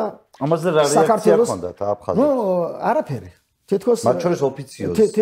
თითქოს ეს მათ არ ეხებათ, იმიტომ რომ ხომ საბჭოთა კავშირის შენარჩუნებამ 50 რაღაცა 0.01% მიიღო. ხო და ახლა შემდეგ კიდევ ტარდება საპრეზიდენტო არჩევნები. საპრეზიდენტო არჩევნებზე თითქმის რაღაცა ოდნავი განსხვავება იყო, იგივე შედეგები დაიდო. ზვიად გამსახურდია თითქმის იმდენივე ხმა მიიღო, რამდენიც მიიღო საქართველოს დამოუკიდებლობაზე ხმის მიცემის შედეგი, რეფერენდუმის შედეგი რაც იყო, იგივე იყო ზვიადისთვის ხმის მიცემი ოდნავ ნაკლები რაღაც 9%-ით. ნუ დანარჩენი 9% ეს გაინაწილეს სხვა კანდიდატებმა. ახლა ამას ხომ აფხაზები არაფერს არ ამბობდნენ ხმამაღლა, მაგრამ ხო აკვირდებოდნენ, მოსკოვი ხო აკვირდებოდა ამას. აქ უკვე გაკეთდა ძალიან სერიოზული დასკვნა, რომ სამართლებრივი გზით აფხაზეთის ჩამოცილება საქართველოსაგან არის შეუძლებელი. აგერ ერთი რეფერენდუმი საბჭოთა კავშირის, რომელიც მათ კი გამოაცხადეს 50 რაღაცა, მაგრამ ხო იცოდნენ რომ ეს არ იყო ეს. ეგერ საქართველოს რეფერენდუმი, ეგერ საპრეზიდენტო არჩევნები იმათი ბოიკოტის პირობებში. აგერ 60%. ესე იგი სამართლებრივი გზით საქართველოსაგან აფხაზეთის ჩამოცილება შეუძლებელია. და ჩემი ღრმა რწმენით იქით კრემლში მაშინ გადაწყდა, რომ ეს უნდა მომხდარიყო აუცილებლად სამხედრო გზით. იმიტომ რომ ორმა რეფერენდუმმა და ერთმა არჩევნებმა დაგვანახა, რომ სამართლებრივად ამას ვერანაირად ვერ შეცვლი. კონსტიტუცია ისეა შედგენილი, რომ იქ შენ 2/3-ს ვერასოდეს ვერ მოიპოვებ, ასე რომ ყველა გზა მოჭრილია, ყველა გზა გადაკეტილია, რჩება მარტო სამხედრო კონფლიქტი. ახლა როგორ მივედით ამ სამხედრო თქვენ დასვით ეს შეკითხვა. ჩვენ ქართველებმა საკუთარი ხელით მივიყვანეთ აქამდე საქმე, როდესაც მოვახდინეთ სახელმწიფო გადატრიალება, გავანადგურეთ ის კონსტიტუცია და ყველა აფხაზებმა მეორე დღესვე გაგვიცხადეს, რომ საქართველოს კონსტიტუცია არ არსებობს, შესაბამისად არ არსებობს ჩვენი კონსტიტუციაც. და ყველა ის შეთანხმება, რაც დღემდე იყო მიღწეული, ბათილია. ახლა ეს რამდენად სწორია სამართლებრივად, თქვენი იურისტი ბრძანდებით და იცით რომ ეს ასე არ არის, მაგრამ ყოველ შემთხვევაში სალაპარაკო, მაინც ეს უფრო პოლიტიკური საკითხია ყოველთვის ვიდრე სამართლებრივი. პოლიტიკური საკითხია, თუ პოლიტიკურად ასე ჩათვლი, მაშინ მართლაც თუ ზემდგომი კონსტიტუცია გაუქმებულია, ქვემდგომიც უკვე თავისუფალია რაღაცეებისაგან, ხო? მას შეუძლია უკვე პოლიტიკური სპეკულაციის საგანი ნებისმიერ შემთხვევაში გახდება. არის, ნამდვილად არის. და აი ეს სპეკულაციები ჯერ პოლიტიკური და მე უკვე ეს სამხედრო ფორმირებებს რაც შეეხება, მათ უკვე ეს მანამდე ჰქონდათ შექმნილი. იმ 9 აპრილამდე, აქ რომ მოხდებოდა თბილისში 9 აპრილი, მანამდე ჰქონდათ.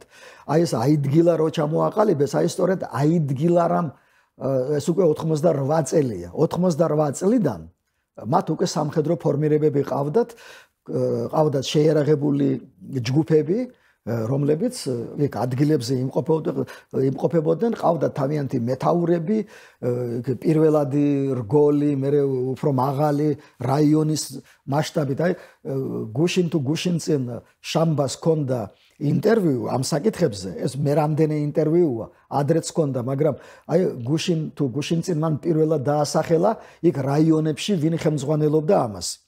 მთლიანად ესე იგი შამბა იყო ამაზე მიმაგრებული იმ აიდგილარადან, ამ შეიარაღებული ფორმირებების ჩამოყალიბებაზე. თანაც ის ამბობს, რომ ეს იმდენად საიდუმლო იყო, რომ აი თვით აიდგილარას სხდომაზე და კრებაზე მე გამანთავისუფლესო იქიდან, რომ იქ პერიოდულად ანგარიში ჩამებარებინა, სად რა ჩამოვაყალიბეთ და რა გავაკეთეთ. იმდენად იყო გასაიდუმლოებული.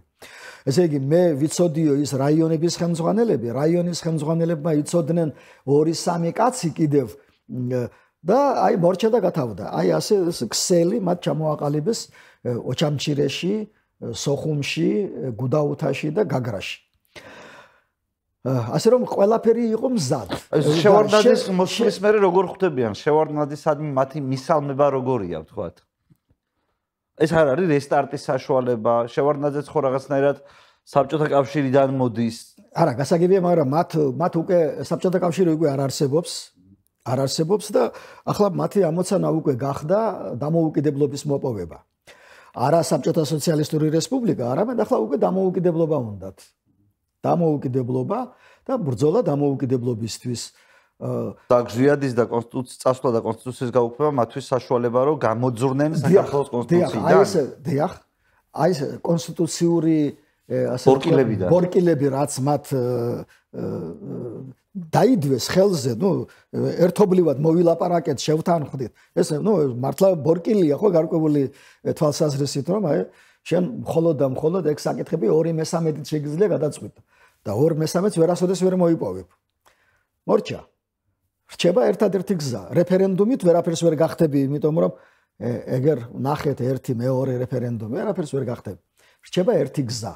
და აი ეს ერთი გზა იყო ის რამაც აი ის შედეგი მოგვიტანა და რაც შესაძლებელი გახადა გადატრიალება.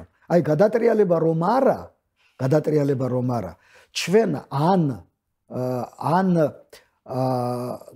დიდხანს გავაჭიანურებდით ამ კონფლიქტს და უკეთ მოვემზადებოდით ბოლოს და ბოლოს ან საერთოდ ავიცილებდით თავიდან. იმიტომ რომ ზვიადი ძალიან ესე კეთილგანწყობილი იყო აფხაზების მიმართ. მიუხედავად იმისა, რომ ისინი ჩამოსულები არიან და ასე შემდეგ, ეს არაფერს არ ნიშნავს. აი ეს ჩვენი ძველი ქართული სამართლით ჩამოსახლებული ადამიანი უკვე მესამე თაობა უკვე ხდებოდა კანონიერი მაცხოვრებელი ჩვენი ქვეყნის.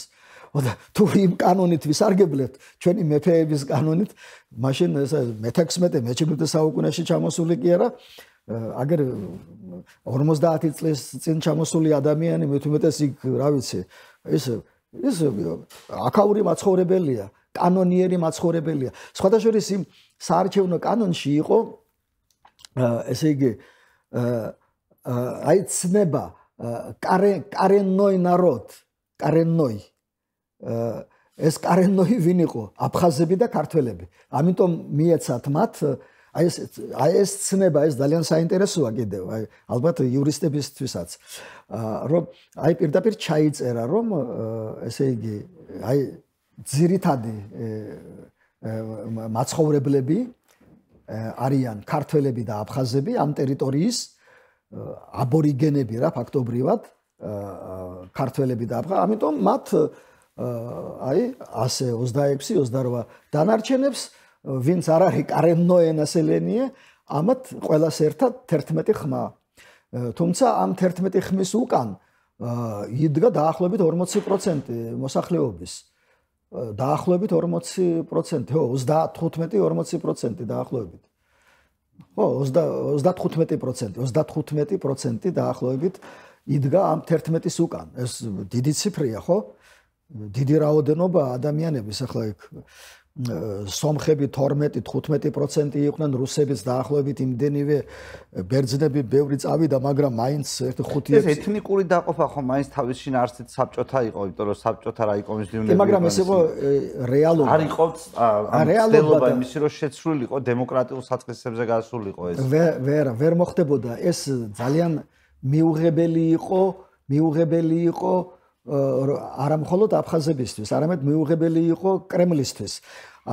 თუ მოხდებოდა აი ასეთი დემოკრატიზაცია, იქ პირველი მაშინ ქართველი იქნებოდა გინდა არ გინდა, ყველაზე დიდი მოსახლეობა, აი 47-48% ვამბობდით ჩვენ, მაგრამ იმ რეფერენდუმმა დაგვანახა, რომ ქართველები ბევრად მეტი იყვნენ, მაგრამ აფხაზები რაღაცნაირად ახერხებდნენ ამის გაყალბებას, აი აფხაზების რიცხვის მომატებას და გაყალბებას ქართველების. ახლა იქ ბევრმა არაქართველმა მიიღო მონაწილეობა, მაგრამ აი 12-13% მე არ ამგონია რომ 12-60% ხო მივიღეთ, თუ ჩვენ ვიყავით 47%, ისე 13% მოვიდა არაქართველი. შეიძლება ყოფილიყო აფხაზებიც და იმიტომ რომ საბჭოთა კავშირიდან გამოყოფის თემა ეს ძალიან გლობალური თემაა. საქართველოს დამოუკიდებლობის თემა იყო და საქართველოს დამოუკიდებლობა მათ არ უნდათ და ბოიკოტი გამოაცხადეს. არა, ვიღაცას არ უნდა და შეიძლება, მაგრამ ვიღაც აფხაზს, რომელიც თქვა ქართული ოჯახის ან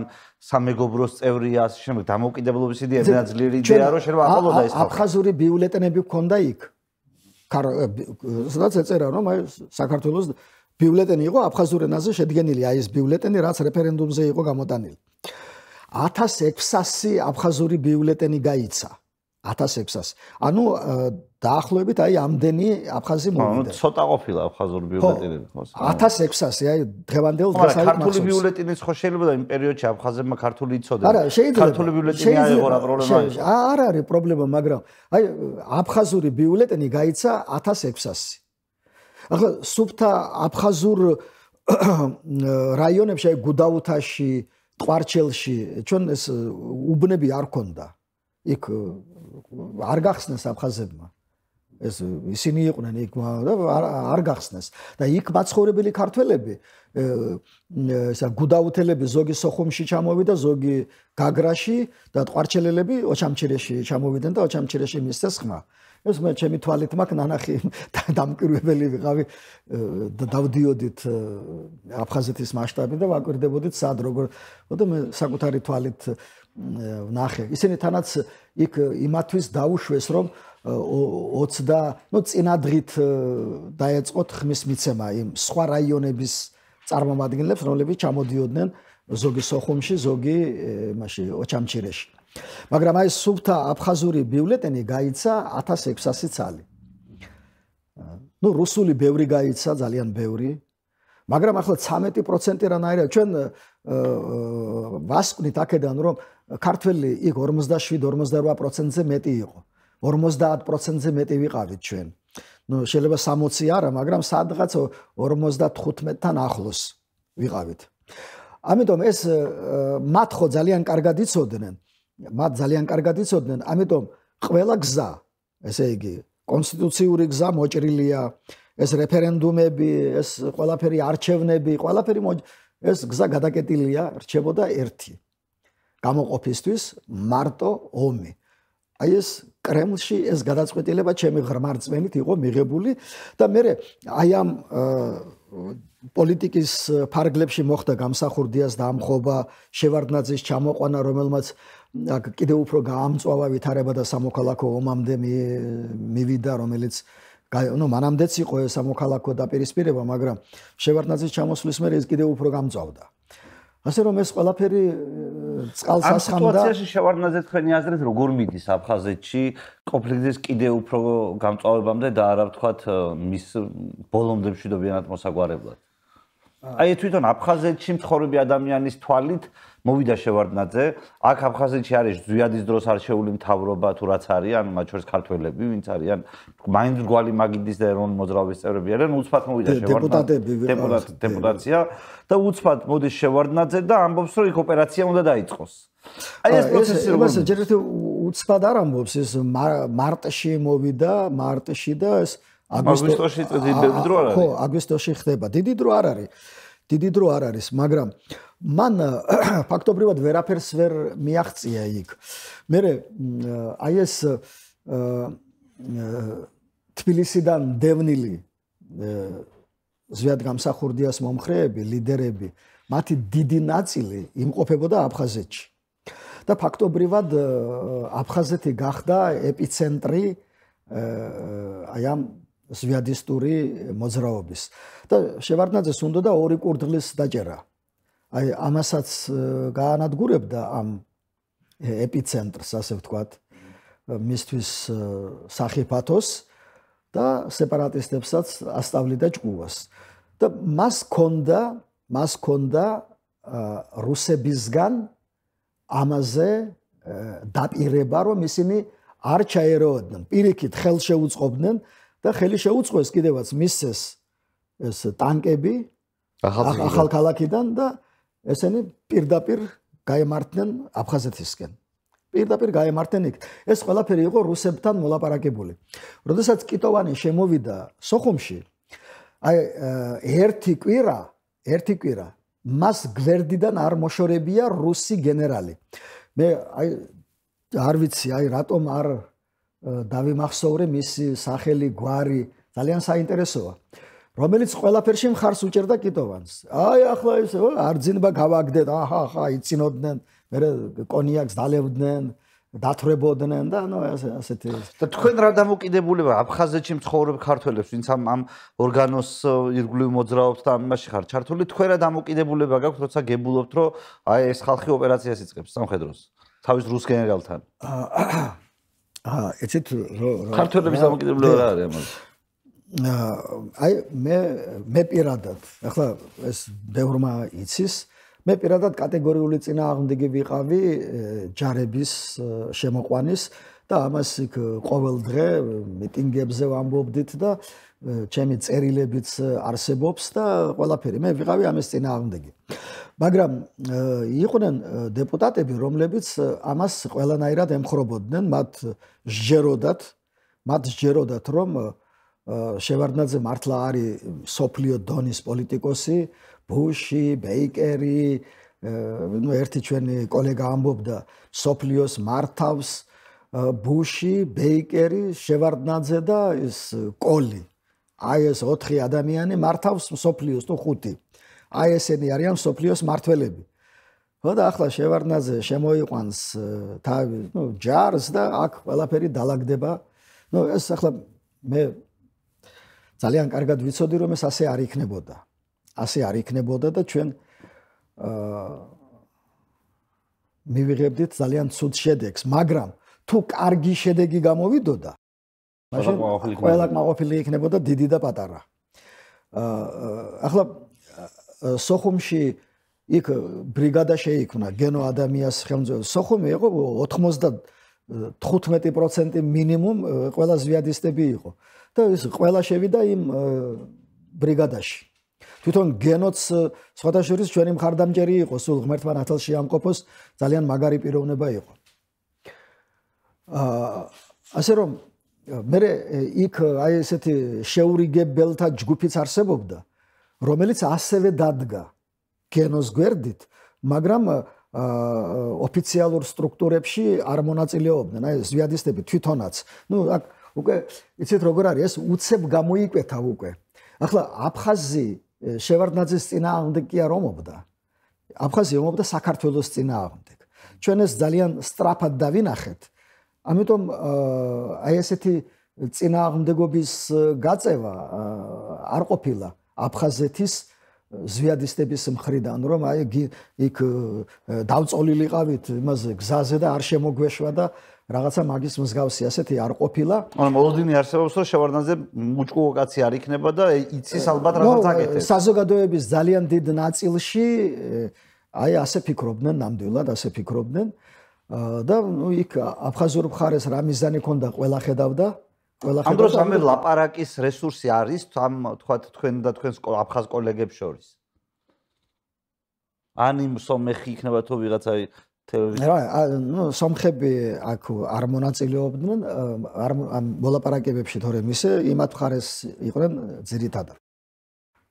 აქ საუბარი არის სოხუმელ და გუდაუთელ, თორემ გულრიფშელი სომხები ძირითადად ჩვენს მხარეს იყვნენ და ბევრი ძალიან დაზარალდა ამის გამო. ასე რომ აფხაზებთან რა თქმა უნდა მოლაპარაკება მიდიოდა, მაგრამ ამ მოლაპარაკებას შედეგი არასოდეს სამწუხაროდ არ მოჰყოლია, იმიტომ რომ მათ ძალიან კარგად იცოდნენ, რომ მარტონი არ იყვნენ და ჰქონდათ ძალიან დიდი მხარდაჭერა კრემლიდან. ძალიან კარგად იცოდნენ ეს. რუსმა შევარდნაძეს მისცა საშუალება შესულიყო, კიდევ ერთხელ ვიმეორებ, რუსი გენერლის თანხლებით შემოვიდა კიტოვანი, რომელიც მას გვერდიდან არ მოშორებია და ყოჩაღ და ვალადაც და შენ მაგარი ხარ, იქ გამსახურდია ჩამოაგდე, აქ ეს გააქცია არძინბა, ახლა შემდეგი ვინ იქნება და ხუმრობდნენ და ერთ ამბავში იყვნენ. აი დღევანდელ დღესავით მახსოვს ეს გენერალი, სახელი და გვარი არ ვიცი, ვისაც არ შევეკითხე, არავის არ ახსოვს მისი გვარი. ასე ეს უკვე თავისთავად ნიშნავდა, აი როგორ შემოიტყუეს ეს ჩვენი ჯარები ამ ხაფანგში, აფხაზეთში. ეს იყო სუფთა ხაფანგი რუსეთის მიერ დაგებული და მე ესე იგი ორი კვირა თუ რამდენი ჩვენ ერთმანეთს ხოცავდით ქართველები აფხაზები სისხლი დაიღვარა. აფხაზები ქალაქიდან გავიდნენ. აფხაზი მეობრები გავიდნენ თუ გავიდა აფხაზი მოსახლეობა? მოსახლეობის დიდი ნაწილი გავიდა, ძალიან მცირე ნაწილი იყო დარჩენილი. მე ეს მხედრიონელები მათ აწიოკებდნენ, ჩვენ ვცდილობდით რომ დაგვეცვა ეს ადამიანები. გოგა ხაინდრავა იყო სახელმწიფო მინისტრი და გოგას რაღაც განკარგულებასავით დოკუმენტი არსებობს, ის გამოქვეყნებულია. რომ აი ამ დოკუმენტს ურიგებდნენ აფხაზურ ოჯახებს და იქ ეწერა რომ ეს ოჯახი არის ჩემი მფარველობის ქვეშ. აი გოგა ამ როგორც აი პოლიტიკურად ძალიან სწორად და ძალიან კარგად მოიქცა რომ ეს ოჯახი არის ჩემი მფარველობის ქვეშ. ამას ვინ ამბობს? არა, ეს დოკუმენტში ეწერა და გოგა ხაინდრავას მფარველობის ქვეშ როა რაღაც ამის გამო რატომ შეიძლებოდა ვიღაცას თავის მიზანზე უარი ეთქვა? არა. აი რომ მიდიოდა ხედრიონელი რომ მიდიოდა სოხუმში დარჩენილი აფხაზის ოჯახში ასაწიოკებლად. ხო, მაგრამ ეს რო ყოფილიყო ჯაბა იოსელიანის მიერ ხელმოწერილი დოკუმენტი გავიგებდი, მაგრამ გოგა ხაინდრავას მიერ ხელმოწერილი დოკუმენტი ხედრიონელის გოგა სახელმწიფო მინისტრია, იმ შევარდნაძის მთავრობის მინისტრია. სახელმწიფო მინისტრია და პირველი პირი იყო. გოგა იყო პირველი პირი, სახელმწიფო მინისტრი. ასე რომ მას ემორჩილებოდა ფაქტობრივად ის სამხედრო ფორმირებებიც გარკვეული თვალსაზრისით. ახლა საომარ მოქმედებებში ისე აქტიურად არ იყო ჩართული, იქ თავისი მეთაურები ყავდათ. თუმცა გოგა იქაც ხანდახან როცა საჭირო იყო არც იქ აკლებდა ძალისხმევას. მაგრამ მან აი ეს დოკუმენტი დაურიგა ყველა აფხაზურ ოჯახს. და ამან ბევრი აფხაზური ოჯახი გადაარჩინა და ისინი ამას დღემდე აფასებენ. იმ დოკუმენტში ეწერა, რომ აი ეს ოჯახი არის ჩემი მფარველობის ქვეშ, ხელს ნუახლებთ. აი ასე რომ და ეს ყველა ოჯახში იყო. როდის მიხვდით თქვენ და გააცნობიერეთ, რომ მაგარ შარში ვართ, იმიტომ რომ რაღაცა ეს გეგმა არ მუშაობს? ეს როდის იყო თვალსაჩინო? იცით, ჩემთვის ეს თავიდანვე იყო თვალსაჩინო, მაგრამ ფართო საზოგადოებისთვის ეს თვალსაჩინო გახდა მაშინ, როდესაც თვითონ რუსებმა იმ 3 სექტემბრის ხელშეკრულება დაარღვიეს, 3 სექტემბრის ხელშეკრულება და აფხაზებს ააღებინეს გაგრა. ჩააბარეს გაგრა და იქ მოაწყვეს საშინელი გენოციდი. აქ უკვე ყველაფერი იყო გასაგები. აი ვისაც ბრმად სჯეროდა ამ შევარდნაძის და რუსეთის თუ გნებავთ. აი იქ უკვე ყველაფერი გასაგები იყო, ყველაზე ურწმუნო თომაც დარწმუნდა რომ აი დარწმუნდა რასთან გვაქვს საქმე. აი ამის შემდეგ ხოთაშორის აფხაზეთში მაცხოვრებელი გაგრაში რა მოხდა? იმიტომ ბევრი სხვადასხვა ჭორმართალი არის თითქოს ნათქვამი მათ შორის ამ გადაცემაში ამ თემასთან დაკავშირებით. აი გენოციდი მოაწყვესოთ, რას გულისხმობთ გენოციდში? გაგრაში, ანუ იმ განსაკუთრებული რაც მანამდე არ გამოჩენილა გაგრაში მთელი ქართული მოსახლეობა გაანადგურეს. ვინც გაიქცა, ვინც გაქცევა ვერ მოასწრო, ყველა გაანადგურეს. ფიზიკურად გაანადგურეს ყველა. ერთი არ დაუტოვებიათ ისე. აბა გენოციდი მეტი რა არის? ბევრი ხალხი დახოცეს თქვენ ინფორმაციით? კი, სია არსებობს, მე არ ვიცი ახლა რამდენად სრულია ეს სია, ჩემის აზრით ეს სია არასრულიას. ჩვენ გვაქვს აფხაზეთში დახოცილი მშვიდობიანი მოქალაქეების სია, მაგრამ ეს სია არის აქ შედგენილი. მაგრამ შენ როცა იქ ჩახვალ და ადგილზე ნახავ სიტუაცია, შეიძლება ეს სია მნიშვნელოვნად გაიზარდოს. იქ გაგრილები დაახლოებით 250 კაცი არის განადგურებული, მოკლული სია, რაც ჩვენ გვაქვს. მაგრამ ალბათ იყო მეტი. აი რაზეც არის მშვიდობიანი მოსახლეობა? მშვიდობიან მოსახლეობაზე, ჯარისკაცებზე არ არის საუბარი. ახლა ჯარისკაცი ძალიან დასანანია, რა თქმა უნდა, გასაგებია, მაგრამ ეგ ომია და ერთმანეთს ესწრიან და იღუპებიან საუბედუროდ. მაგრამ მშვიდობიანი მოსახლეობის დახოცვაზეა საუბარი. ვინ არის ამაზე პასუხისმგებელი? ვის დაბრალდა ვთქვათ, აი რომ აი მშვიდობიანი მოსახლეობა გაგრაში ამან დახოცა. აი ესე რა იყო ცნობილი? ესეთ ამან დახოცა, ეს ერთი საკითხია, მაგრამ ამას ვინ უბრძანა? ხო, და ვინ შეუქმნა ეს პირობები? ეს უკვე მეორე საკითხია. რა თქმა უნდა, ამას ახორციელებდნენ აფხაზები და მათი დაქირავებულები, ვინც იყვნენ. ეგ რუსები, ჩრდილოეთ კავკასიელები და ასე შემდეგ. აი ესენი აკეთებდნენ ამას, მაგრამ ეს არაფერი არ მოხდებოდა, რუსეთს რომ დაეცვა ის შეთანხმება, რომელიც კრემლში, აი ასე დიდი იმით იყო ხელმოწერილი, ელცინის ხელმოწერა იყო იქ, ელცინის, გრაჩოვის ხელმოწერა, თავდაცვის მინისტრის, ჩრდილოეთ კავკასიის რესპუბლიკების ხელმძღვანელების ხელმოწერა იყო, არძინბას ხელმოწერა იყო, ნადარიაშვილის ხელმოწერა იყო და კიდევ აი კიტოვანი, აი ეს ბევრი ხელმოწერაა იქ, მარტო შევარდნაძე და ელცინი არ აწერენ ხელს. ესენი კი აწერენ ხელს დოკუმენტზე, მაგრამ მე ამას ეთანხმებიან დანარჩენები და იქ საკმაოდ გრძელი სიაა. მაგრამ სოხუმში რა იცვლება? აი ასეთი ამბავი ტრაგედია მოხდა. ხალხი დახოცეს. აქ უკვე საფრთხე ყველამ გაიცნობიერა თავისი პოლიტიკური შეხედულების მიუხედავად, ყველამ გაიცნობიერა, რომ აი რა საფრთხე ემუქრება ქართულ მოსახლეობას და მთლიანად აფხაზეთს, სოხუმს და მერე დანარჩენ რეგიონებს.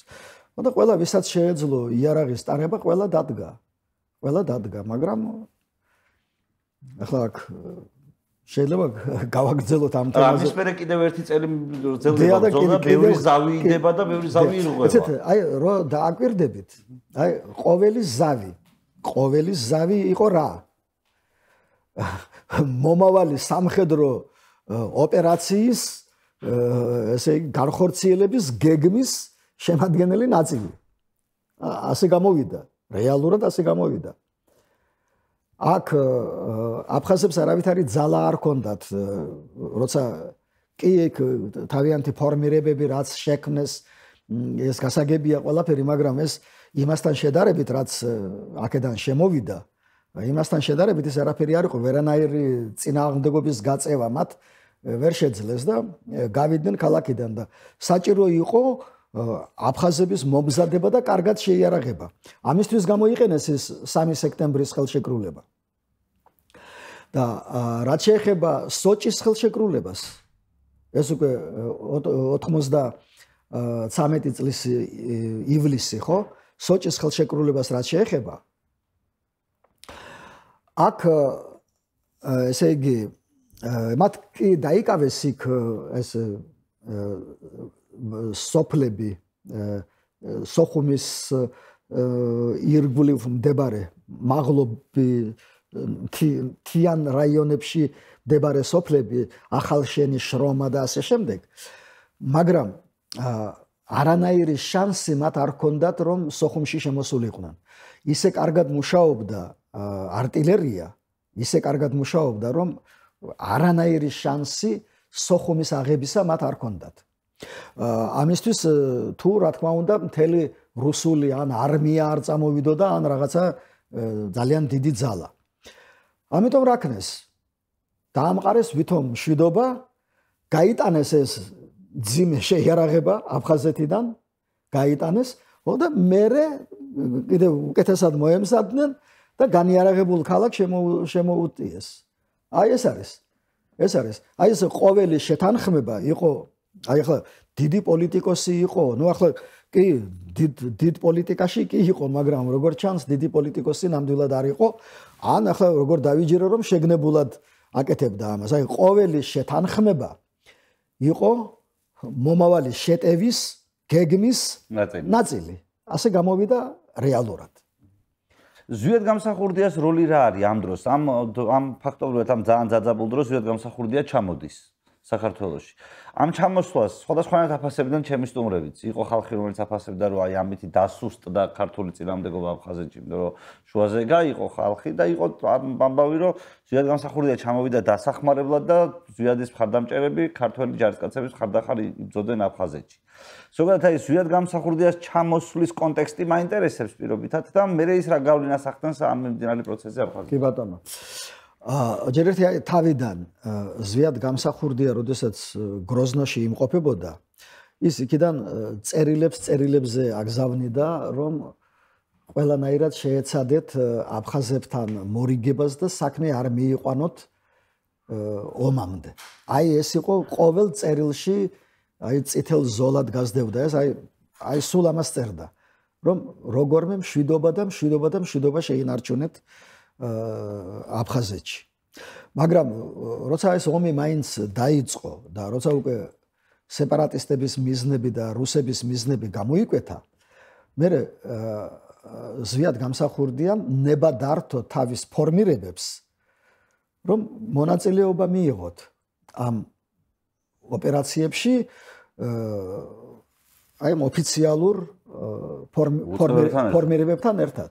და ჩვენ ვიცით ხომ ტამიშის მაგალითი, სადაც ძალიან კარგად იომეს და ძალიან კარგ ურთიერთობაში იყვნენ, არანაირი დაპირისპირება იქ ფორმალურ და არაფორმალურ ამ სამხედრო დაჯგუფებებს შორის არ ყოფილა, პირიქით დამეგობრდნენ და ძალიან კარგ ურთიერთობაში იყვნენ ერთმანეთთან. არავითარი პრობლემა და ეს ქობალიას შენაერთებმა ძალიან დიდი როლი ითამაშეს ტამიშის ოპერაციის წარმატებით დასრულებაში. ეს არის გაზაფხული ხომ 93 წლის. ახლა რაც შეეხება უკვე განიარაღებას, იმ დროს სხვათა შორის არაერთხელ იყო ჩამოსული ლოთი სოხუმში, ქობალია და გენო ადამია კიდევ ზუგდიდში იყო ჩამოსული, რომ აი მოდი გავერთიანდეთ, აი ჩვენ ხედავთ რომ რა გვიქნეს, ჯერ იარაღი არაა გატანილი.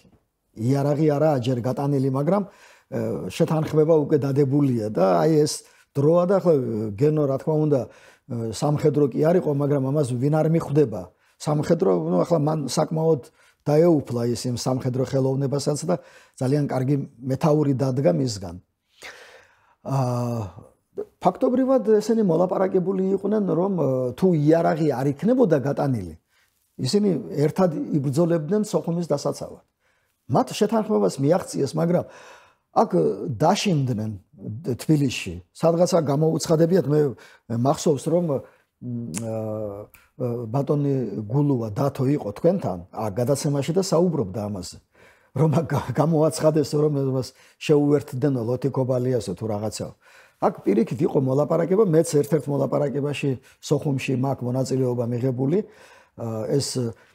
ეს მოლაპარაკება შედგა არა შტაბში, არამედ იქ ეს არის სამედიცინო ტექნიკუმი. იქ იყო ზვიადისტური ბატალიონი განთავსებული. და იქ მიდიოდა მოლაპარაკება, მეც ვესწრებოდი ამ მოლაპარაკებას. ფაქტობრივად ისინი შეთანხმებულები იყვნენ, რომ თუ იარაღი არ იქნება გატანილი სოხუმიდან, აი რაც შეიარაღება აქვთ და იქიდან მოხდება შემოტევა, ისინი ერთად იბრძოლებდნენ და ერთად დადგებოდნენ. აი ეს იყო, ნუ ახლა დოკუმენტი არ ყოფილა გაფორმებული, მაგრამ ფაქტობრივად შეთანხმება ასეთი სიტყვიერი შეთანხმება იყო. მაგრამ სამწუხაროდ იარაღი გაიტანეს და ამისთვის კიდევ ჩვენ დიდი ფული გადავიხადეთ, გადავიტანეთ, რომ ზღვით აქეთ ფოთში ჩამოეტანათ მძიმე ტექნიკა. და აფხაზების ტექნიკა ვითომ რუსებმა ჩაიბარეს საკეტები. ნუ ახლა ეს არის რა ქვია ქვემეხი, მაგრამ საკეტი მოხსნილია და ეს ვერ გაისწრეს. მაგრამ სექტემბერში როცა განახლდა ეს საომარი მოქმედებები, ძალიან კარგად ისროდნენ ეს ქვემეხები. იმიტომ რომ დაურიგეს და თვითონაც მონაწილეობდნენ რუსები ამ ოპერაციაში. ასე რომ აი ეგ არის რა. აქ ზვიად გამსახურდია არაფერ შუაშია. და ზვიადი რო ჩამოვიდა, აი მან პირველი მოწოდება რა გააკეთა. დავდგეთ ყველა ერთად, ახლა თბილისი ჩვენ ახლა არ გჭირდება, გადავარჩინოთ სოხუმი, წავიდეთ აფხაზეთში და თვითონაც ჩავიდა იქ და აი სულ ბოლო წინა ხაზი სადაც იყო, იქამდე მივიდა და ყველას მოუწოდა გაერთიანებისკენ. მერე ოჩამჩირის შტაბში მივიდა, იქ მოუწოდა, აბა გავერთიანდეთ და ერთად ვიბრძოლოთ. მაგრამ ამაში საფრთხეს ხედავდა პატივცემული შევარდნაძე, რომ თუ ესენი ერთად გაიმარჯვებდნენ, მერე ესენი ერთად დაამხობდნენ მას. აი ეს საფრთხე იგრძნეს და არ დაუშვეს ეს გაერთიანება. შემდეგ რა ხდება? მე ანუ მინდა რომ ეს აფხაზეთის კონტექსტში ერთიანად ჩავსვა, მათ შორის აი გალში 97-98 წელს მომხდარი ამბავი, სადაც ფაქტობრივად კიდე გაგრძელდა ეს კონფლიქტი რაღაც დასრულებიდან რაღაც რამდენიმე წელიწადში. ის რა კონტექსტი იყო? მე მახსოვს რომ ცალკე რაღაცა ტოლულები დაგვემატნენ თითქოს ამ დროს სამეგრელოში ცხოვრობდით ჩემი ოჯახი და კიდე მოვიდნენ ვიღაცები მაშინ ბავშვის ტვინით ეს ცოტა უცნაურად მოიხარშა იმიტომ რომ ომი დამთავრებული იყო მაგრამ მივხვდით რომ რაღაც მორიგი ავანტურასთან მქონდა საქმე. ნუ აქაც მორიგი ასე ვთქვათ მორიგი ხაფანგი რომ თითქოს იყო მოლაპარაკება სამშვიდობო ეგრეთ წოდებულ სამშვიდობოებთან ვიღაც მაღალჩინოსნებთან რუსებთან რომ ქართულ მხარეს მისცემდნენ გალის რაიონის განთავისუფლების საშუალებას მაგრამ ეს იყო სავარაუდოდ შევარდნაძის პიარისთვის გადადგმული ნაბიჯი თუ მაგრამ მე ანტიპიარი გამოვიდა ფაქტობრივად ანტიპიარი გამოვიდა ამას ძალიან დიდი ტრაგედია მოხდა აი 93 წელს არ გადაუწვავთ იმდენი სახლები და არ მოუკლავთ იმდენი ადამიანი, რამდენი აი მაშინ. მაშინ საერთოდ გადაწვეს რა, ყველაფერი გადაწვეს, მთელი გალის რაიონი გადაწვეს, გაანადგურეს და ნუ ტოლვილები მოგვემატა ბუნებრივია. და თბილისში როგორ წარიმართა ტოლვილთა ინტეგრაცია და ეს პროცესი ძალიან მძიმე პროცესი, რომელიც ყველა ჩვენთანაც გვახსოვს, აი წაგებული ომის შემდეგ თბილისში არსებული სიტუაცია აი ამ პერიოდს როგორ აღწერდით? როგორ დახვდა თბილისი, მოდი ესე შევხედოთ, აი ის თბილისი ნაუმარი იქნება თუ უჩში ახალგადატანილი ამდენი ტოლვილის მიღებას და როგორ ხდება ამათი ინტეგრაცია იმ პერიოდში 90-იან პერიოდში. მთავრობა რას აკეთებს იმ პერიოდის და რა წვლილია ამ ხალხის გადარჩენაში ჩვეულებრივი ადამიანების? პირველი პერიოდი, ესე იგი დევნილებს აძლევდნენ ყველაფრის უფლებას. ოღონდ ბუნტი არ იყოს, ოღონდ ეს არ განახლდეს რაღაცა სროლები და უბედურება, ყველაფრის უფლებას აძლევდნენ თავიდან, ნუ იქ საერთაშორისო ორგანიზაციებმა წითელმა ჯვარმა ესე იგი პროდუქტებით მოამარაგა დევნილები რა თქმა უნდა იყო დიდი შიმშილობა მაგრამ გადავრჩით თუ ასე შეიძლება ითქვას დევნილები გადავრჩით ყველანაირ დათმობაზე მიდიოდა შევარდნაძე პირველ წლებში ფაქტობრივად მთელი ის რაც იყო შევარდნაძე დევნილების მიმართ იყო ძალიან ესე იგი ყველანაირ დათმობაზე. სადაც გინდა შესახლდი, რომელი სახლი გინდა დაიკავე და რა ვიცი, ყველანაირ დათმობაზე მიდიოდა. მაგრამ ეს ახლა რამდენად აწყობდა თბილისელებს, რა თქმა უნდა ძალიან დიდ დისკომფორტს უქმნიდა ეს ქალაქს. ჩამოვიდა არა რაღაცა ესეთი როგორც ადრე ჩამოდიოდნენ სოხუმელები დიდი ფულით და დიდი რაღაცეებით გამორჩეული ხალხი, არამედ გაუბედურებული, მშიერი, ტიტველი, დაუხურავი, ჩაუცმელი, რა ვიცი, სადა აი ამით აივსო ქალაქი. ახლა რანაირად უნდა შეხვედროდა, მაგრამ ჩვენ ვართ უაღრესად მადლიერები დედაქალაქის მოსახლეობის და საერთოდ სრულიად საქართველოსი, რომ მათ გაგებით 99% ამას გაგებით მოეკიდა და ნელ-ნელა მოხდა ინტეგრაცია. ახლა ინტეგრაცია ისე არ უნდა გავიგოთ ჩვენ რომ სრული ინტეგრაცია ჩვენ არ გვინდა. აი ბავშვი რომელიც დღეს იბადება იმას დედა მამა უნერგავს რომ ის არის სოხუმიდან, გალიდან, რომელიღაცა სოფლიდან, ქალაქიდან კი ის აქ არის დაბადებული სრულუფლებიანი მოქალაქეა, მაგრამ ჩვენს პატარებს უნერგავთ იმას, რომ ის მაინც აქაური არ არის. ის არის იქიდან და ეს უნდა იყოს მისი ცხოვრების მიზანი მერე როცა დიდი გახდება. ამას აი დედის რძესთან ერთად აი ამას ვცდილობთ რომ ეს ჩაუნერგოთ ბავშვებს და ჩვენ სრული ინტეგრაცია ჩვენ არ გვინდა. ბატონ ჯევალ, თქვენ მე ხუთე მოწვევის პარლამენტის წევრი ხართ, თუ სწორად მახსოვს. 99 წლიდან. ხო, ფაქტობრივად თქვენ თვალწინ ვითარდება ვარდების რევოლუცია და კარგავს შევარდნაძე ძალაუფლებას. შევარდნაძე, რომელიც თქვათ მანამდე რაღაცნაირად ისეთი ცოტა ლეგიტიმაციის პრობლემით მოდის, ნებისმიერ შემთხვევაში როგორც არ უნდა შევხედოთ. ეს რა პროცესია და რა შეცდომას უშვებს შევარდნაძე ისეთს, რომ ამდენი ხანი გაძლო, აფხაზეთის ომი გადაიტანა, წაგებული ომი გადაიტანა. ზვიადის მომხრეების შემოტევა გადაიტანა და ასეთი რა ხდება იმ მეხუთე მოწვევის პარლამენტში, რომ ფაქტობრივად შევარდნაძე ძალაუფლებას კარგავს და ვადის ბოლომდე ვერ აღწევს. ფაქტობრივად აი რაღაცნაირად რომ დავინახოთ მთელი ის პერიოდი, რაც ჩვენი გადაცემის შესწავლის საგანია. დიახ. ესეთ ვინც შევარდნაძე დაამხო, ხო? ხო ვიცით არა ეს ადამიანები. ისინი შევარდნაძის გუნდის წევრები იყვნენ და მათ ყველაზე კარგად იცოდნენ. აი მე მაგალითად მეგონა რომ შევარდნაძე ძალიან მოძლიერდა და მას ძლიერი დასაყრდენი აქვს, ძლიერი მე გულისხმობ ძალოვან სტრუქტურებს. ძალიან ძლიერი და ერთგული ძალოვანი სტრუქტურები ყავს და ძალით მისი დამხობა არის შეუძლებელი. მე პირადად რომელიც ვიყავი სასტიკი მოწინააღმდეგე მისი მე ასე ვფიქრობდი.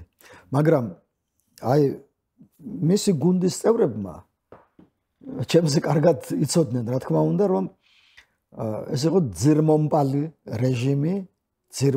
რეჟიმი, რომელსაც არანაირი დასაყრდენი არ ქონდა, არც ძალოვან სტრუქტურებში და საზოგადოებაში რო არ ქონდა, ეს ისედაც გასაგები იყო. და ამიტომ ძალიან მარტივად. ახლა იქ კი იყო ხალხი, არ ვიცი, ახლა 100,000 და 200,000 ნამდვილად არ იყო. აი ახლა დღეს აი ამ გასული წლის დეკემბერში რომ იყო თბილისში აქციები, იმდენი ხალხი არ იყო მაშინ. აი ვინც შევარდნაძე დაამხო, იმდენი ხალხი არ გამოსულა. მაგრამ ძალიან მარტივად მოხდა მისი დამხობა. ეს მობეზრდათ როგორც დასავლელ პარტნიორებს, ასე ვთქვათ, ხალხს მაგი არასოდეს არ უყვარდა. ძალოვანი სტრუქტურები ფაქტობრივად არ ყოლია, მას არავითარი დასაყრდენი არ ქონია, ანუ ძალიან იოლად ჩამოაგდეს. ძალიან იოლად. ну ახლა პარლამენტის თავმჯდომარე განუდგა, იქ პარლამენტის წევრები, ну საკრებულო სააკაშვილი იყო თავმჯდომარე გახსოვთ, ხო? ასე რომ ეს იყო ძალიან უსუსური ყოფილა. მე კიდევ ვიმეორებ, მე მეგონა ძლიერი იყო. მაგრამ ეს იყო უსუსური რეჟიმი, ძირმომპალი რეჟიმი, კორუფციაში თავიდან ბოლომდე ჩაფლული და ძალიან მარტივად არანაირი მხარდაჭერა მე საერთაშორისო არენაზე და მარტივად მოხდა მისი გადაგდება. და იგივე რა მისი გუნდის წევრებმა ეს კარის გადატრიალება უფრო იყო ვიდრე დავუშვათ რაღაცა დიდი რევოლუცია. ეს არ იყო მათ შორის ასეთი შეუთავსებელი, რომ მათი მომყვანი კაცის გადაგდება გახდა საჭირო თქვენი დაკვირვებით. აი რა უნდათ განსხვავებული. იმ პერიოდში რა ჩანდა, თორე მე დაახლოებით დავინახეთ ალბათ, როგორც განვითარდა ისტორია. არა, აი ზუსტად რაც მე დავინახეთ, აი იმისთვის იყო რა ეს. იმისთვის მოხდა ეს. რაც მოხდა. ეს არის კარის გადატრიალება. დიდი სახალხო რევოლუცია ეს არ ყოფილა. დიდი სახალხო რევოლუცია არ იყო. მაგრამ კი შევარდნაძის მოწინააღმდეგები მოსახლეობის უმრავლესობა ნამდვილად იყო, მაგრამ აი ვინც ქუჩაში გამოვიდა და დაამხო შევარდნაძის რეჟიმი, ეს არ იყო ის რაოდენობა, რომელიც ძლიერ ხელისუფლებას, ასე ვთქვათ, ბოლოს მოუღებს. არა, ესე ვთქვათ ყოველგვარი საფუძვლის გარეშე, საყრდენის გარეშე ხელისუფლება. არც ქვეყნის გარეთ, არც ქვეყნის შიგნით მათ დასაყრდენი არ ქონდათ და მოვიდნენ ახალგაზრდები. ნუ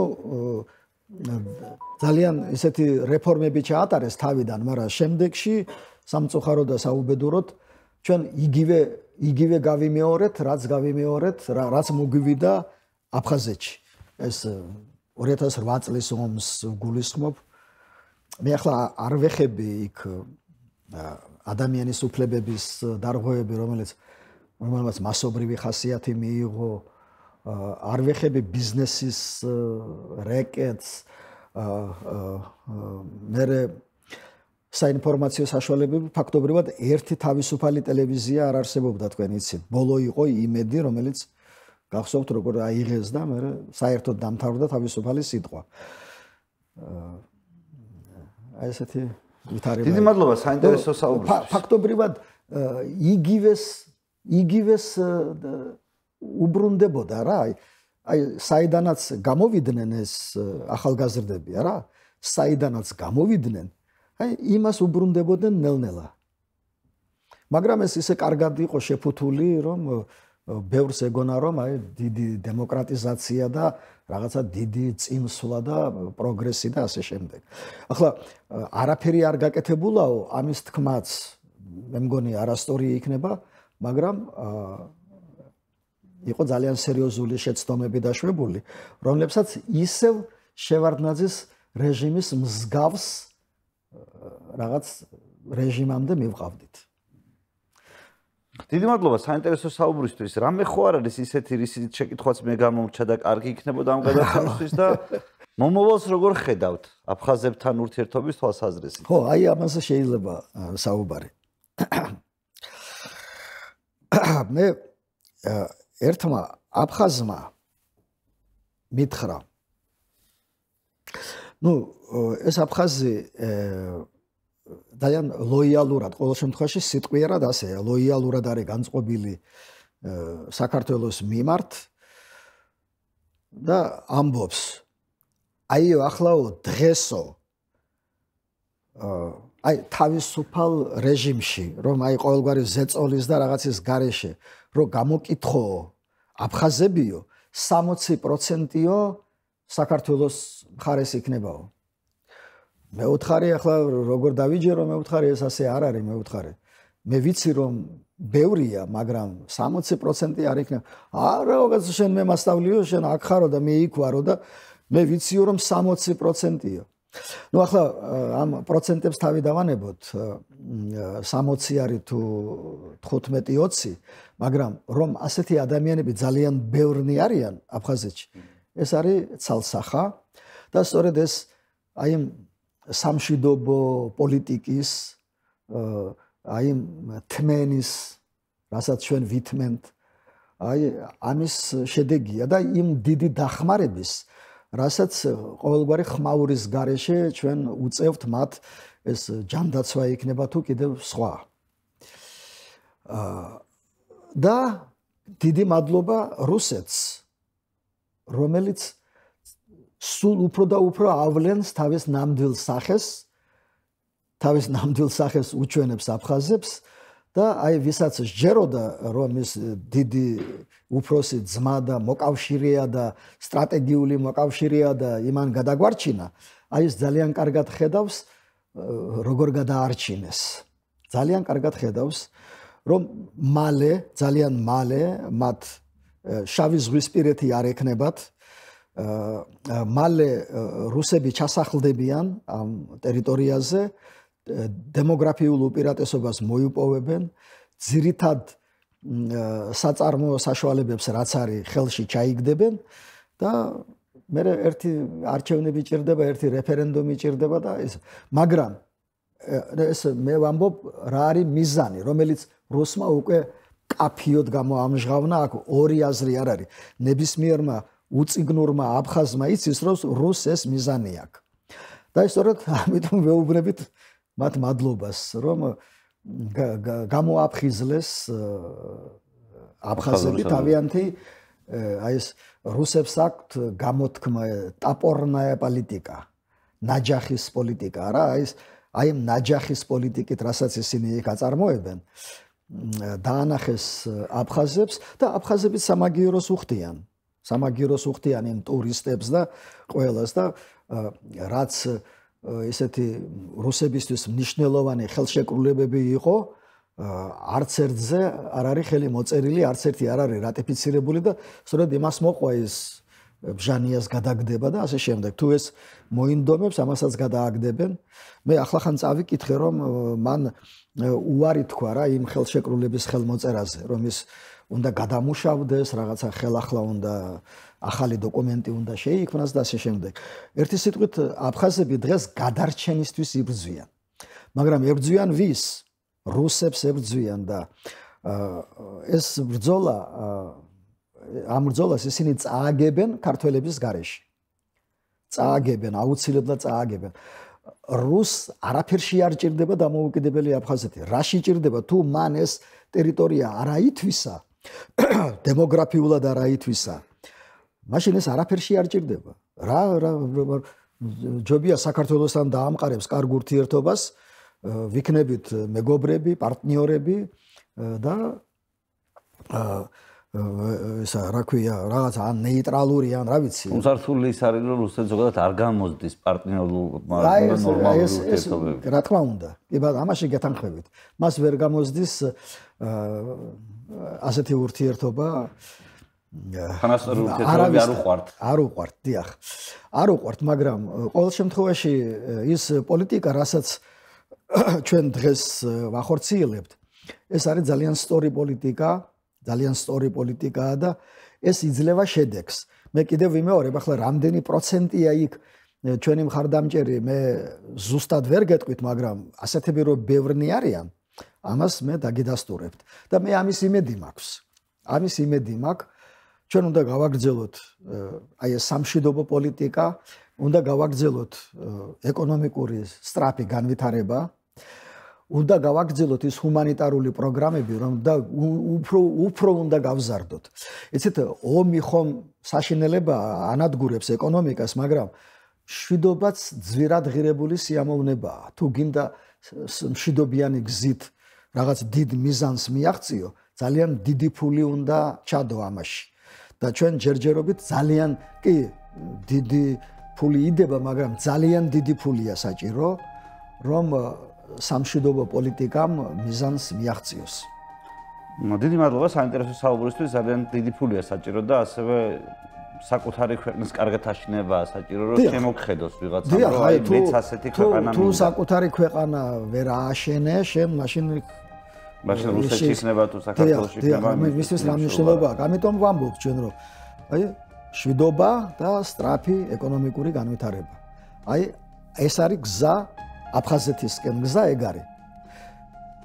მშვიდობიანი დაბრუნება თუ გინდა, ჯერ აქ დაამყარე მშვიდობა ტერიტორიაზე, რომელსაც აკონტროლებ, განავითარე და მე შეგიძლია შესთავაზო კარგი წესრიგი. დიახ. დიდი მადლობა საინტერესო საუბრისთვის, წარმატებებს გისურვებთ.